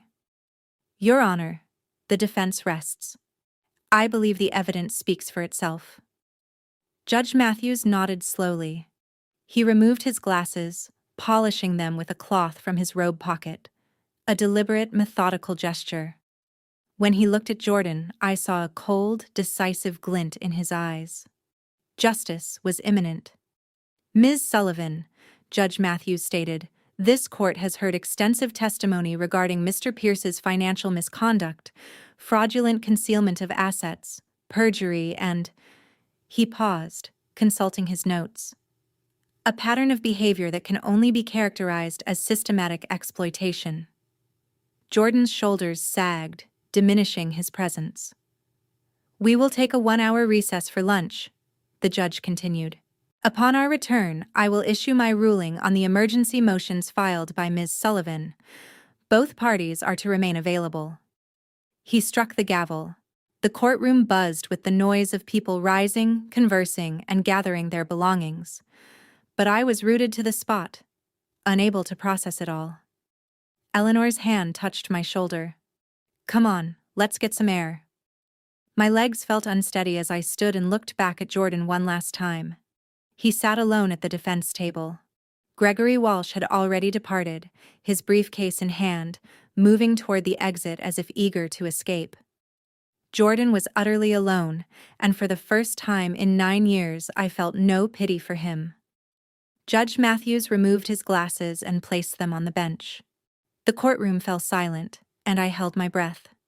He regarded Jordan, not with anger or disgust, but with something deeper, something final. Mr. Pierce, he said, his voice steady and cold. In my 23 years on this bench, I have witnessed many reprehensible acts, but rarely have I encountered arrogance and cruelty to match yours. Jordan remained still, unmoving, his gaze fixed on the table before him. Judge Matthews continued, You weaponized this court system. You ridiculed the judicial process. You attempted to wield this courtroom as an instrument of control to inflict further harm upon a woman you vowed to cherish. Each syllable struck like a blow. You entered my courtroom believing your wealth and your lawyer meant you had already triumphed, that you could manipulate the system just as you manipulated your wife, your mistresses, your business partner. You believed yourself untouchable. The judge's voice grew icily colder. You were mistaken. I felt Eleanor's hand on mine beneath the table. A brief squeeze. I returned the pressure, hard enough to register. Judge Matthews turned to me, his expression softening. "Mrs. Mitchell," he said, "I owe you an apology. This court should have offered you protection much sooner." My vision blurred. He was apologizing to me. Had anyone in a position of power ever apologized to me? I couldn't recall, couldn't think, could only sit there and fight to remain composed. "I am issuing a preliminary ruling today," Judge Matthews announced. "The final order will be rendered following a comprehensive forensic audit. However, based on the evidence presented, I am making the following immediate determinations." He picked up a document and read, slowly and deliberately. "First, I am freezing all assets belonging to Jordan Pierce, Pinnacle Holdings, and any entity under his control. Access will be granted solely to Mrs. Mitchell and her legal counsel." Jordan inhaled sharply, his hushed words to Gregory Walsh barely audible. Gregory offered no reply. Judge Matthews continued. "Second, I am granting Mrs. Mitchell immediate and exclusive possession of the marital residence at Lakeside Towers and the Bayview estate. Mr. Pierce, you have 2 hours to vacate. You may only take personal belongings. Any removal of other items, including artwork, electronics, or documents, will result in your immediate arrest." 2 hours. Jordan had 2 hours to depart the home we had shared for 9 years, the home I had maintained, adorned, and inhabited, while he led 3 separate lives. "Third," Judge Matthews announced, his voice hardening, "I am referring the transcript of these proceedings to the District Attorney's Office for review regarding potential criminal charges of perjury, wire fraud, and embezzlement. Mr. Walsh, I anticipate your complete cooperation with any subsequent investigation." Gregory Walsh nodded, his face ashen and silent. Jordan remained unmoving, staring into the void. Judge Matthews was not yet finished. "Fourth, Mr. Pierce shall bear the full cost of Mrs. Mitchell's attorney fees." Eleanor's fees flashed through my mind, over $1,000 per hour, multiplied by 72 hours of investigation, court time, and preparation. Jordan would fund his own downfall. Furthermore, Judge Matthews stated, "I am issuing a restraining order against Mr. Pierce. No contact with Mrs. Mitchell, directly or indirectly through third parties. No attempts to access joint accounts or marital property.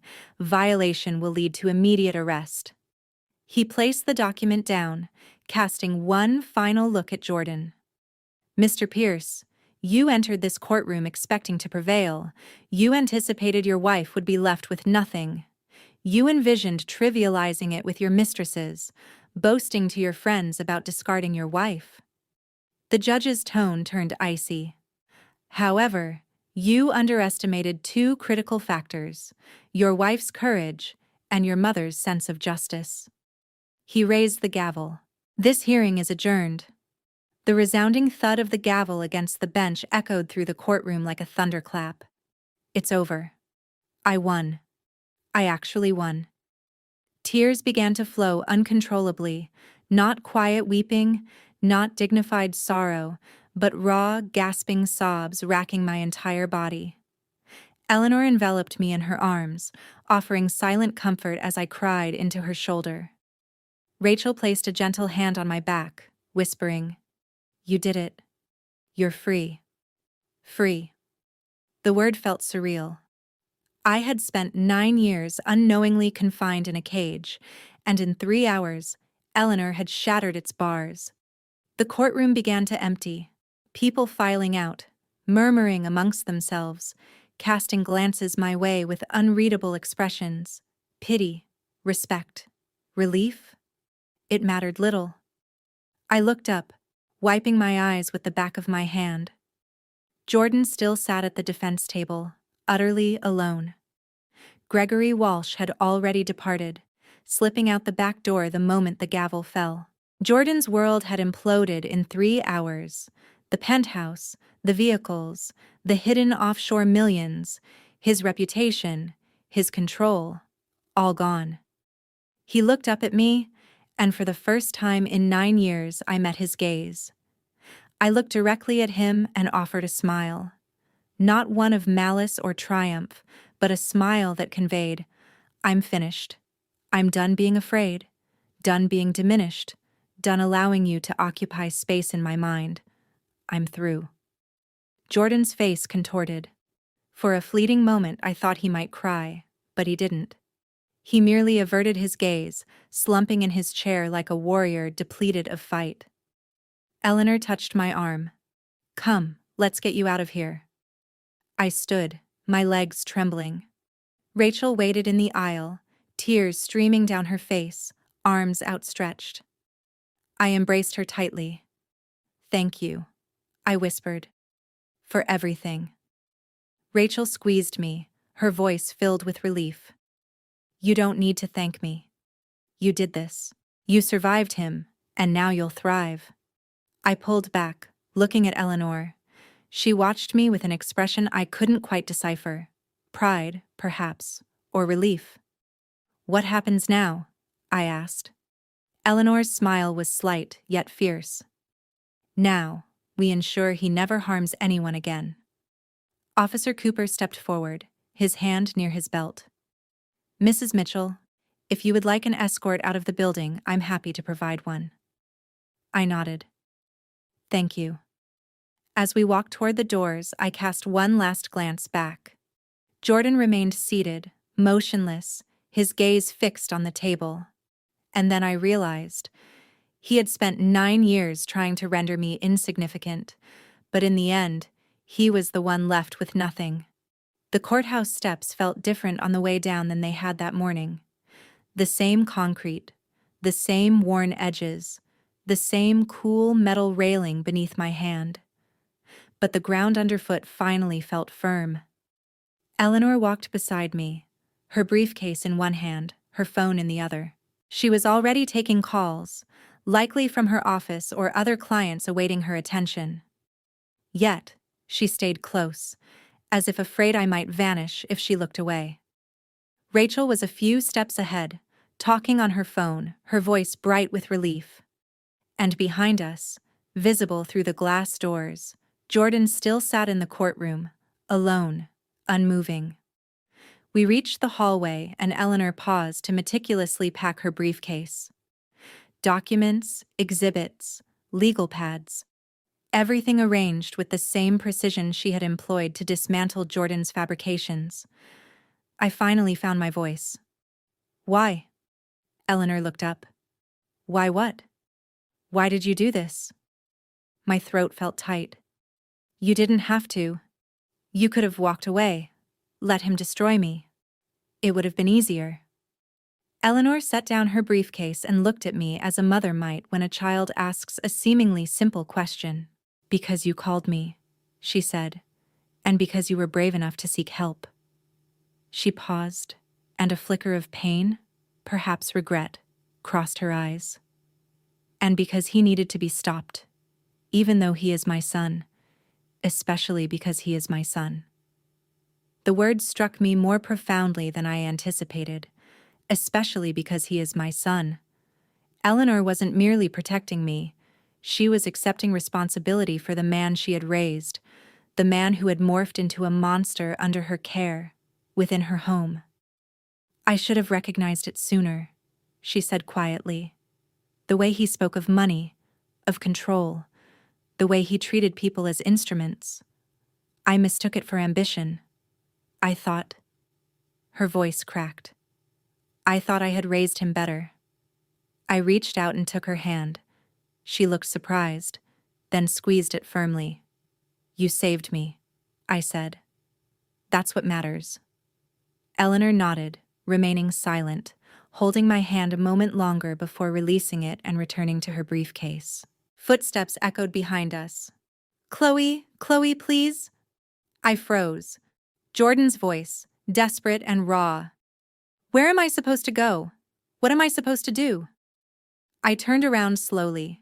He stood about 10 feet away, his tie askew, his hair disheveled. He appeared utterly spent, as if he hadn't slept in 3 days, as if he were disintegrating. and I felt nothing. No pity, no satisfaction, no anger, just an emptiness. Eleanor moved between us, not aggressively, not dramatically, but with a simple, decisive action that placed her body as a human barrier between Jordan and me. "Mr. Pierce," she stated, her voice like ice, "my client does not engage with criminals. If you have something to convey, you may address it to my associate."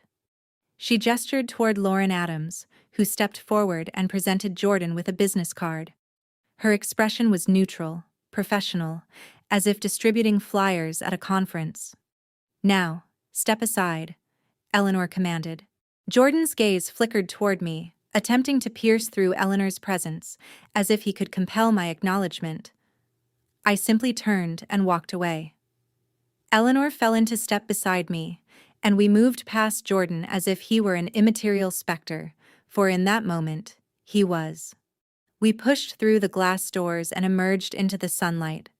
The March air was crisp, but the sun's warmth on my face, intensely bright, made me squint.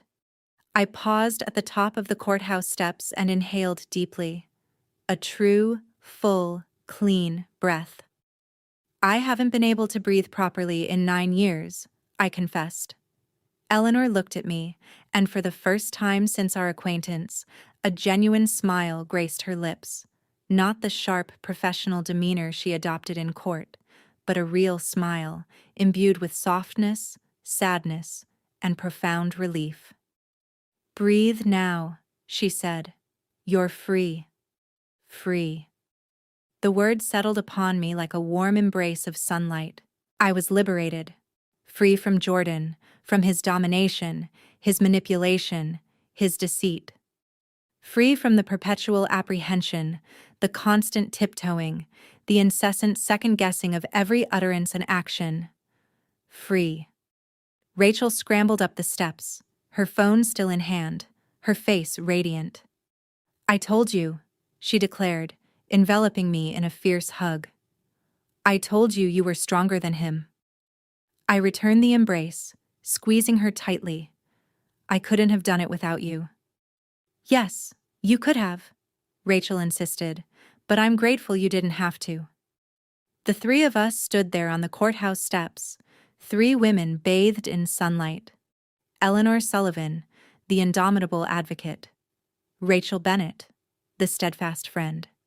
And I, Chloe Mitchell, the survivor. From behind us, the glass doors opened.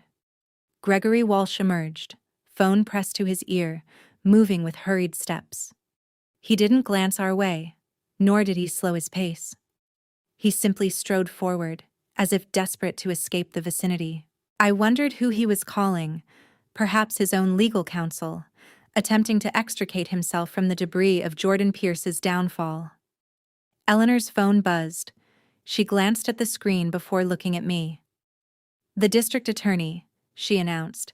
"They intend to file criminal charges today. Wire fraud, embezzlement, perjury." She paused. "They're inquiring if you're willing to testify at a criminal trial." Without hesitation, I replied, "Yes." Eleanor's smile widened.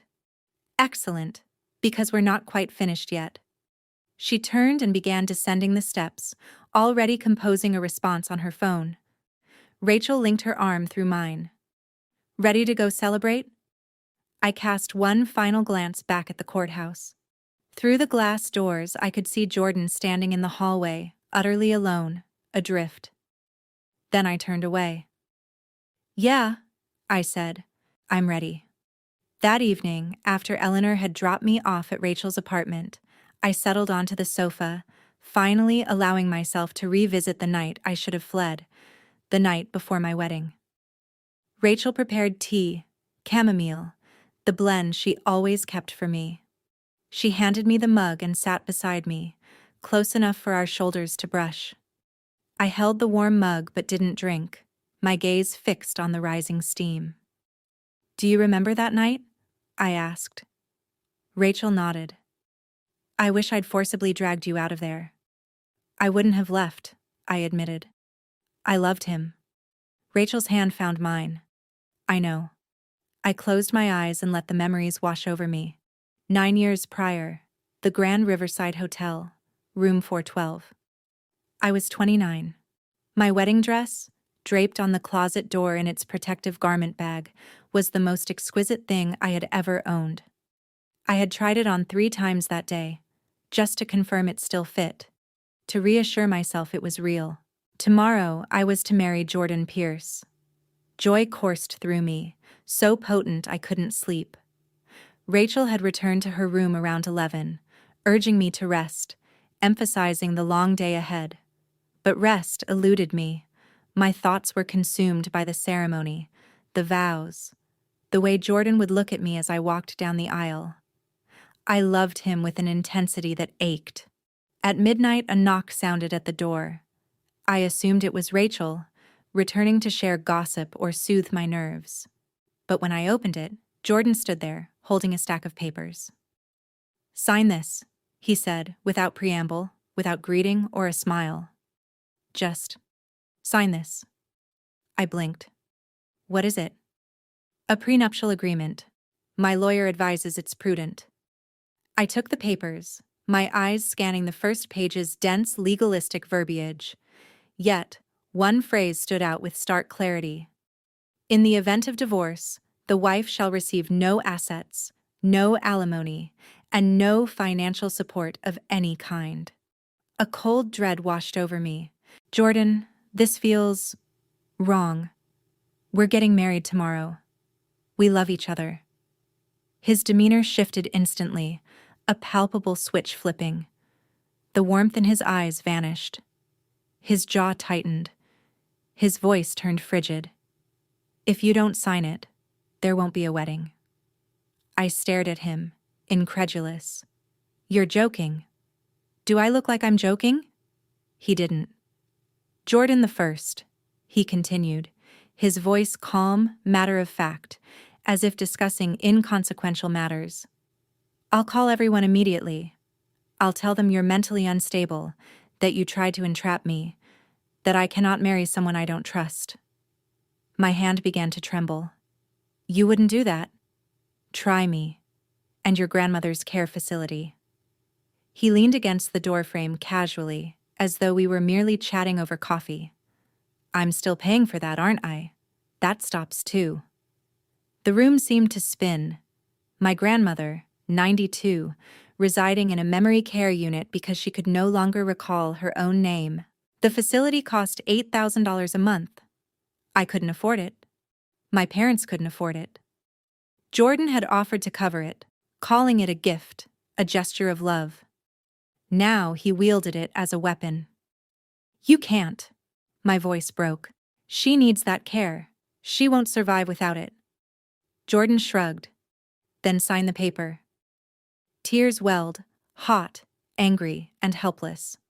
"Chloe," he said, his voice softening infinitesimally, just enough to feign kindness. "This is merely a formality.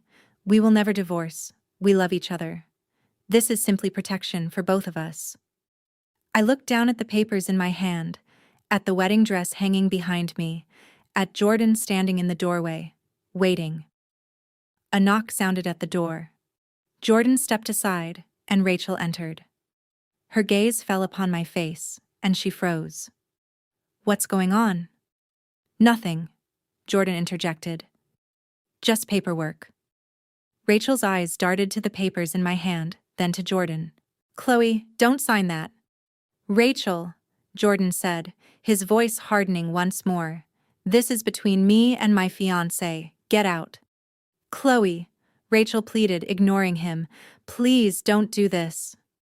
I looked at her, at the fear in her eyes, at the way she positioned herself between me and Jordan, as if she could shield me. But she couldn't. No one could. "It's okay, Rachel," I heard myself say. "I'll sign. It doesn't matter. We'll never divorce. We're in love." Rachel's face crumpled, but she nodded, stepping back, leaving the room without another word. Jordan handed me a pen. I signed. My hand shook so violently I could barely scrawl my name, but I signed. The instant the pen lifted from the paper, Jordan smiled. His real smile. The warm one. The one that had captured my heart. "Good girl," he said. He kissed my forehead. "Now, let's get married. Everything will be perfect." He took the papers and departed. I stood there in my hotel room, clad in pajamas, my wedding dress hanging like a silent witness on the door. And I told myself it didn't matter. We were in love. I opened my eyes. The tea in my hands had grown cold. Rachel watched me, her face wet with tears. "I truly believed it," I whispered. That love demanded the forfeiture of my rights, and that signing that document was somehow a romantic gesture. Rachel shook her head. "He was adept at manipulation," she conceded. "I'll grant him that. He made you believe you had no alternative." "No," I replied softly. "He made me believe I had a choice. Sign the paper or lose everything. That's not a choice. That's a threat." I set the tea aside and met Rachel's gaze. "You know what the most painful part is? For 9 years I told myself I signed because I loved him." A profound realization dawned. Today, I understood the truth. I signed because I was afraid of him. From the very beginning, I was already afraid. Another memory, buried for 6 years, resurfaced. A memory I hadn't shared with Eleanor, though perhaps I should have. The night I lost our baby, and the night I truly recognized the man Jordan was.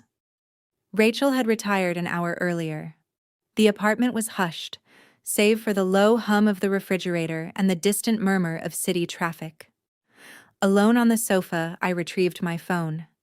I navigated to a hidden folder, created years ago, a place I never dared to open. Then I looked at the ultrasound photograph. 12 weeks. A minuscule shape on a grainy monochromatic screen. I'd never known if it was a boy or a girl. I'd never had the chance to discover. 2017, Riverside General Hospital, 2 a.m. I awoke in a hospital bed, groggy and disoriented.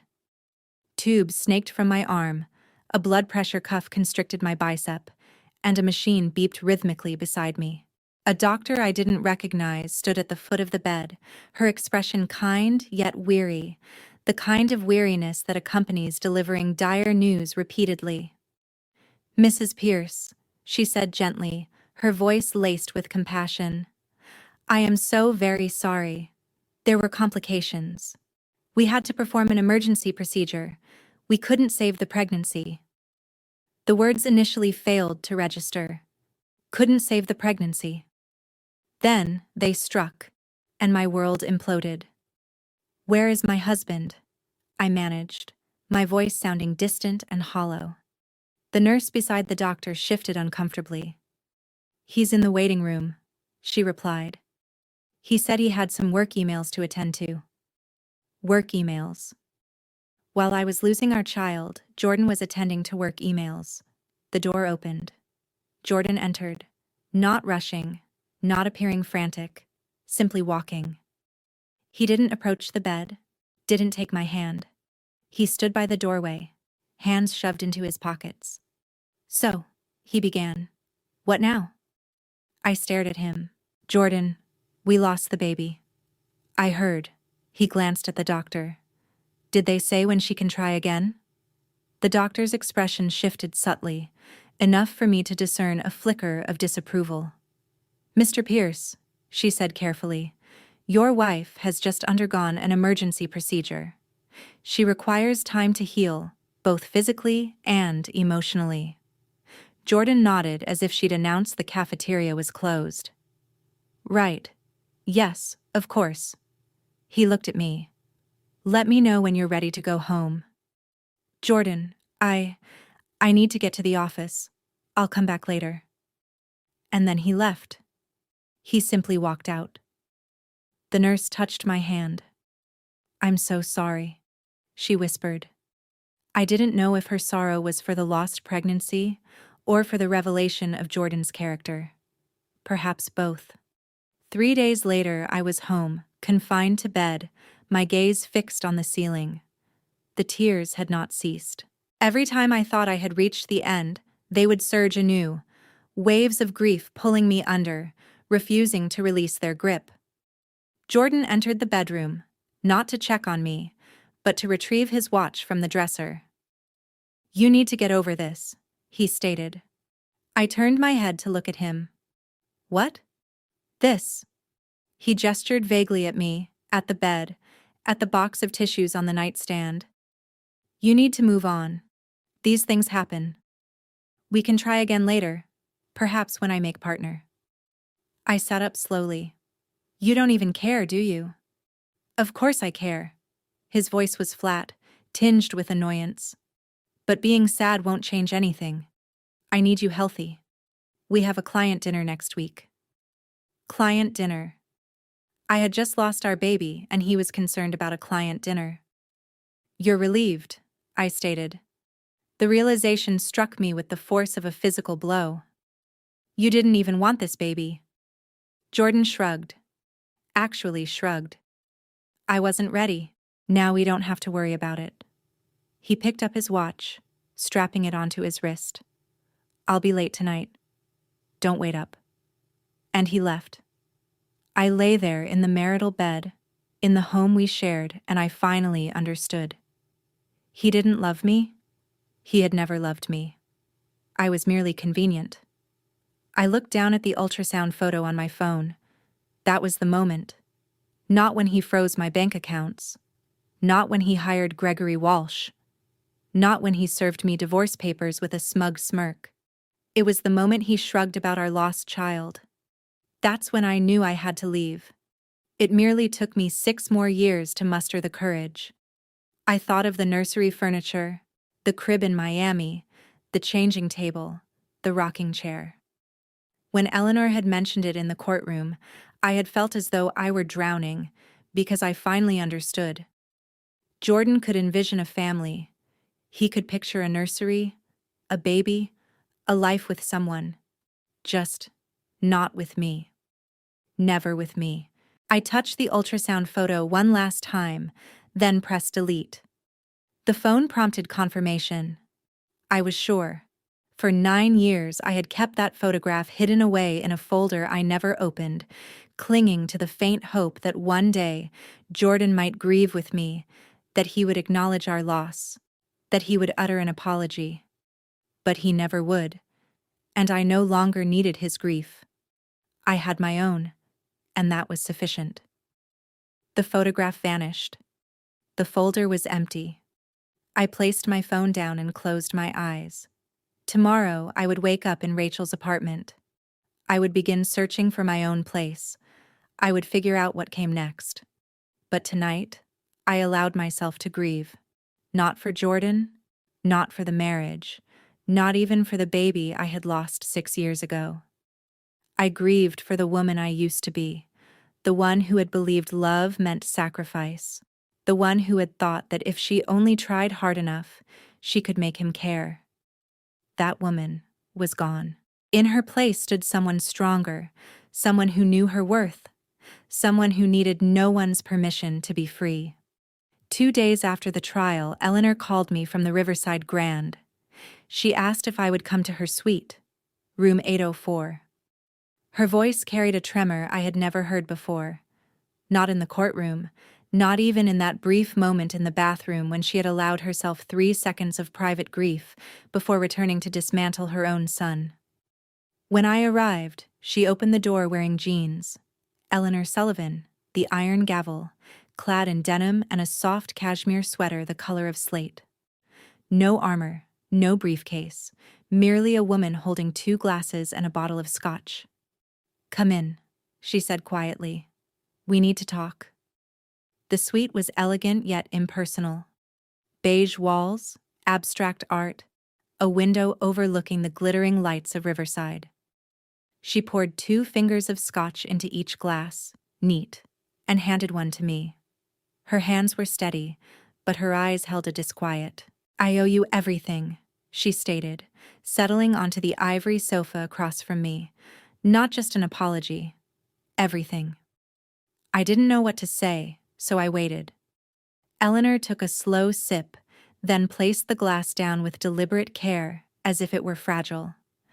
I raised him, Chloe. Every cruel thing he did to you, every manipulative tactic, every cold calculation, I taught him that. I showed him how. Eleanor's voice, raw with guilt, filled the silence. Eleanor, I started. But she held up a hand, her expression firm, though not unkind. No. Let me say this. I've been rehearsing it for 2 days, and if I don't get it out now, I never will. She took a breath, and I saw a fragile crack appear in her carefully constructed facade. Jordan's father left when he was 5 years old. Her gaze fixed on the amber liquid in her glass as she continued. He was a corporate lawyer, just like me. Brilliant, ambitious, ruthless. We were a perfect match until we weren't. He wanted a partner who would put family first. I wanted a partner who understood that my career wasn't negotiable. She paused, her jaw tightening. So, he left. And I told myself it didn't matter.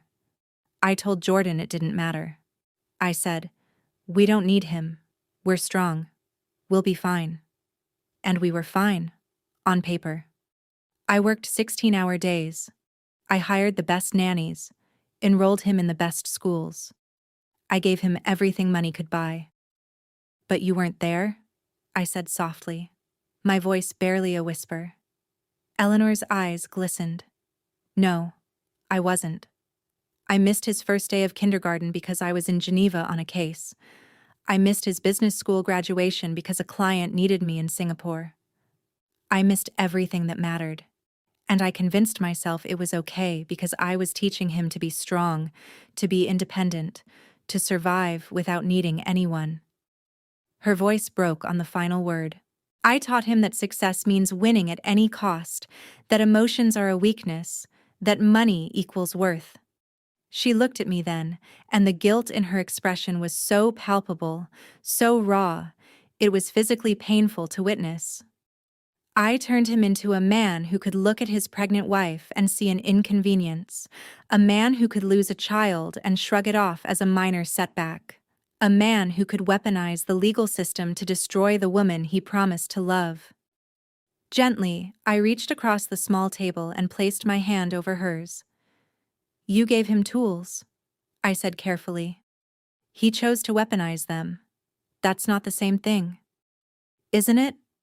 Eleanor's voice cracked, a fragile sound. I thought when he married you, I thought maybe you'd soften him. That your warmth, your kindness, your art would balance out everything I'd made him into. But instead, he tried to break you. He tried to reshape you in his image because that's what I taught him to do. Bend the world to your will, or destroy it. She wiped her eyes with the back of her hand, a gesture so unguarded it made my chest ache. I remember Christmas 2019. You and Jordan came to my house in Georgetown for dinner. I watched the way he spoke to you, like you were an employee giving a disappointing performance review. I pulled him aside and said, Jordan, you treat Chloe like an employee, not a wife. Do you know what he said? I shook my head. He said, that's rich coming from the woman who treated Dad like a subordinate. Eleanor's laugh was bitter and broken. And he was right. I destroyed my marriage with his father the exact same way he was destroying his marriage with you. I taught him that love is transactional, that partnership is about power, not compassion. The silence stretched between us, heavy and aching. When you called me, Eleanor continued, her voice barely above a whisper, and asked me to represent you, I knew what it meant. I knew I'd have to choose between being his mother and being a good person. And God, Chloe, it hurts. It hurts so much I can't breathe sometimes. I squeezed her hand tighter. But you chose, I said, my voice steady. You chose to stop the cycle. That's not cruelty, Eleanor. That's love. Is it? She searched my face, desperate for absolution. Or is it just too late? It's not too late to be the person you want to be, I told her. It's not too late to fix your life, to fix how you measure success, to fix how you show love. And if you want, if you'll let me help you, we can start with us." Eleanor's tears spilled over, then quieted, falling unchecked. She gripped my hand like a lifeline. "I spent 30 years building a reputation," she said hoarsely. "The iron gavel, the woman who never loses, the lawyer every powerful man fears. And it cost me my marriage, it cost me my son, it nearly cost you your life." "But it didn't," I said firmly. "I'm here, you're here, and we get to decide what happens next." She looked at me for a long moment, and something shifted in her expression. Hope, fragile and tentative, began to break through the grief. "I want to fix this," she said. "I want to fix my life, fix how I measure success, fix how I love people, starting with you, if you'll let me." I smiled through my own tears. "I think we could both use a family that actually shows up." Eleanor laughed, a real laugh this time, soft and startled and genuine. She raised her glass. "To new beginnings," she said. I clinked my glass against hers. "To new beginnings." We sat in that hotel room for another hour, talking about everything and nothing, about Jordan's sentencing hearing, about my photography, about the apartment I was renting, about the small ways we were both learning to rebuild. When I finally left, Eleanor walked me to the door and pulled me into a hug. Brief, fierce, and full of everything neither of us knew how to say. "Thank you," she whispered, "for giving me a second chance." "Thank you," I whispered back, "for fighting for me." As I walked back to my car under the glow of the Riverside streetlights, I realized something. Eleanor and I had both spent years trapped in versions of ourselves we thought we had to be. But maybe, just maybe, we were finally learning how to be free. The gallery in downtown Riverside was small, but the floor-to-ceiling windows let in July's sunlight like liquid gold. My photographs lined the walls, 20 of them, each one taken after the trial, after I was free. And for the first time in 9 years, I could breathe without being afraid. I'd called the exhibition Rebirth. It felt right. The photos were landscapes mostly. Riverside at dawn, the courthouse steps in winter light, the river in spring. But there were portraits too. The gallery buzzed with a subdued energy, collectors in polished shoes, art students with sketch pads, and a scattering of familiar faces, including friends who had supported me through the darkest of times. My photographs, 20 landscapes and portraits captured in the aftermath of the trial, lined the walls, illuminated by streams of July sunlight.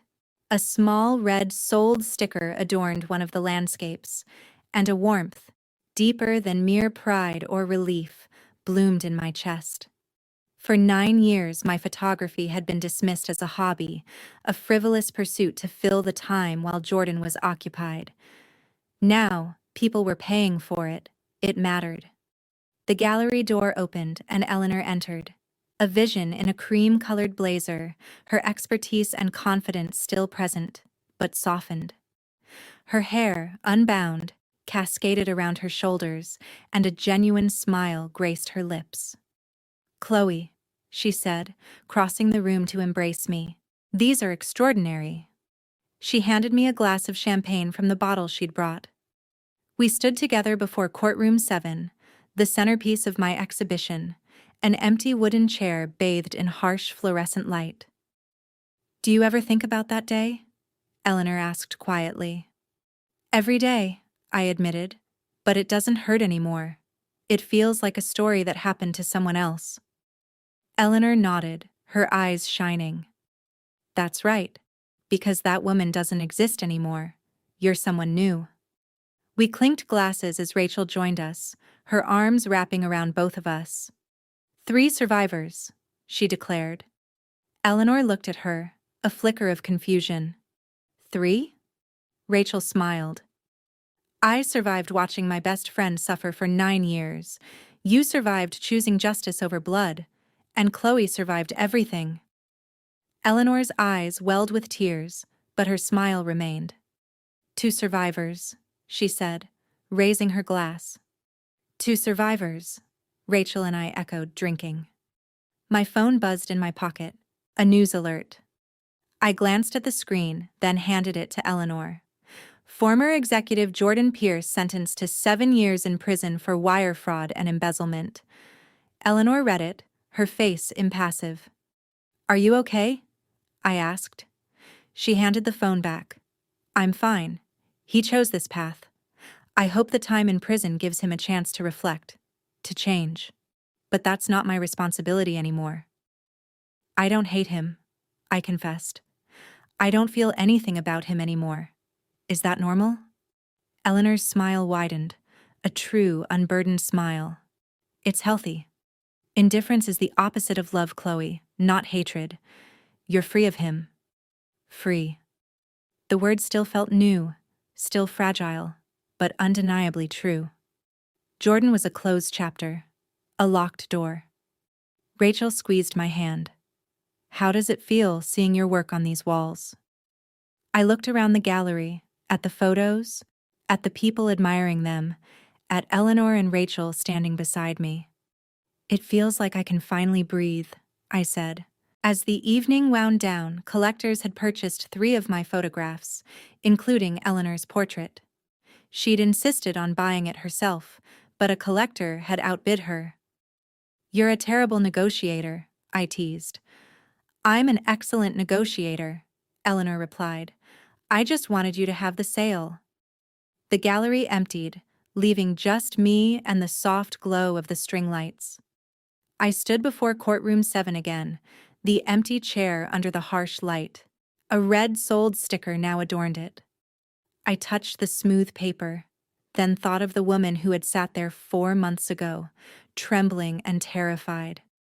She had been so brave, calling me, trusting me, walking into that courtroom with nothing but hope and a thrift store dress. She had won, but she was gone.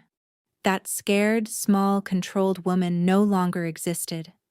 In her place was me, someone who could breathe, create, and knew her worth. I saw my reflection in the gallery window, the city lights blurring into a mirror. I looked different, lighter, as if a weight I'd carried for so long had finally been lifted. I remembered Eleanor's words from that hotel room. "The opposite of being trapped isn't freedom, it's becoming someone who was never trapped to begin with." I understood now. Freedom wasn't about escaping, it was about transformation, about becoming uncagable. Turning off the lights, I locked the gallery door and stepped onto the sidewalk, looking up at the sign. Rebirth. Photographs by Chloe Mitchell. My name, my work, my story. My phone buzzed. A text from Rachel. "You were glowing tonight. So proud of you. Love you, superstar." I replied, "Love you too. Thank you for everything."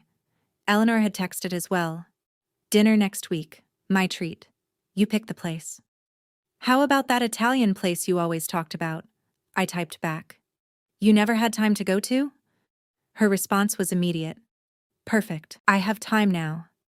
I slipped my phone into my pocket and started walking home, not to Jordan's cold penthouse cage, but to my own third-floor walk-up. It was small, cramped, but mine. I'd turned the closet into a makeshift darkroom, planted herbs on the windowsill that thrived with the afternoon sun. It smelled of coffee, developer fluid, and basil, the scent of home. Settling onto my comfortable second-hand couch with a cup of chamomile tea, I looked around. This was victory. Not the trial, not the money, not even the sold photographs, but this quiet moment of being in my own space, drinking tea without fear, sleeping soundly and just existing. I had learned that was victory enough. As I closed my eyes, I wasn't just surviving, I was finally living. To those who have journeyed with me through these pages, thank you. This is my story. 9 years of silence, 3 hours of justice, and 4 months of learning to breathe again. I was once the hopeful, naive girl who believed love could fix everything, who ignored red flags because I was taught marriage meant sacrifice. But sacrifice should never mean the surrender of your soul. Don't be like me. Don't sign documents in fear, rationalize cruelty as stress, or stay silent when you're treated as worthless. Family betrayal cuts deepest, and when the one who promised to protect you becomes your predator, family revenge is about reclaiming the life they stole. Eleanor taught me that God gives us strength not to endure abuse, but to walk away from it. In my experience, He gave me Eleanor, Rachel, and the courage to fight back. He reminded me that justice isn't revenge, it's restoration. Family betrayal taught me who I wasn't. Legal justice, armed with evidence and truth, taught me who I could become. Surviving showed me that you can reclaim your power without becoming what hurt you. And God, He taught me that healing isn't linear, but it is possible.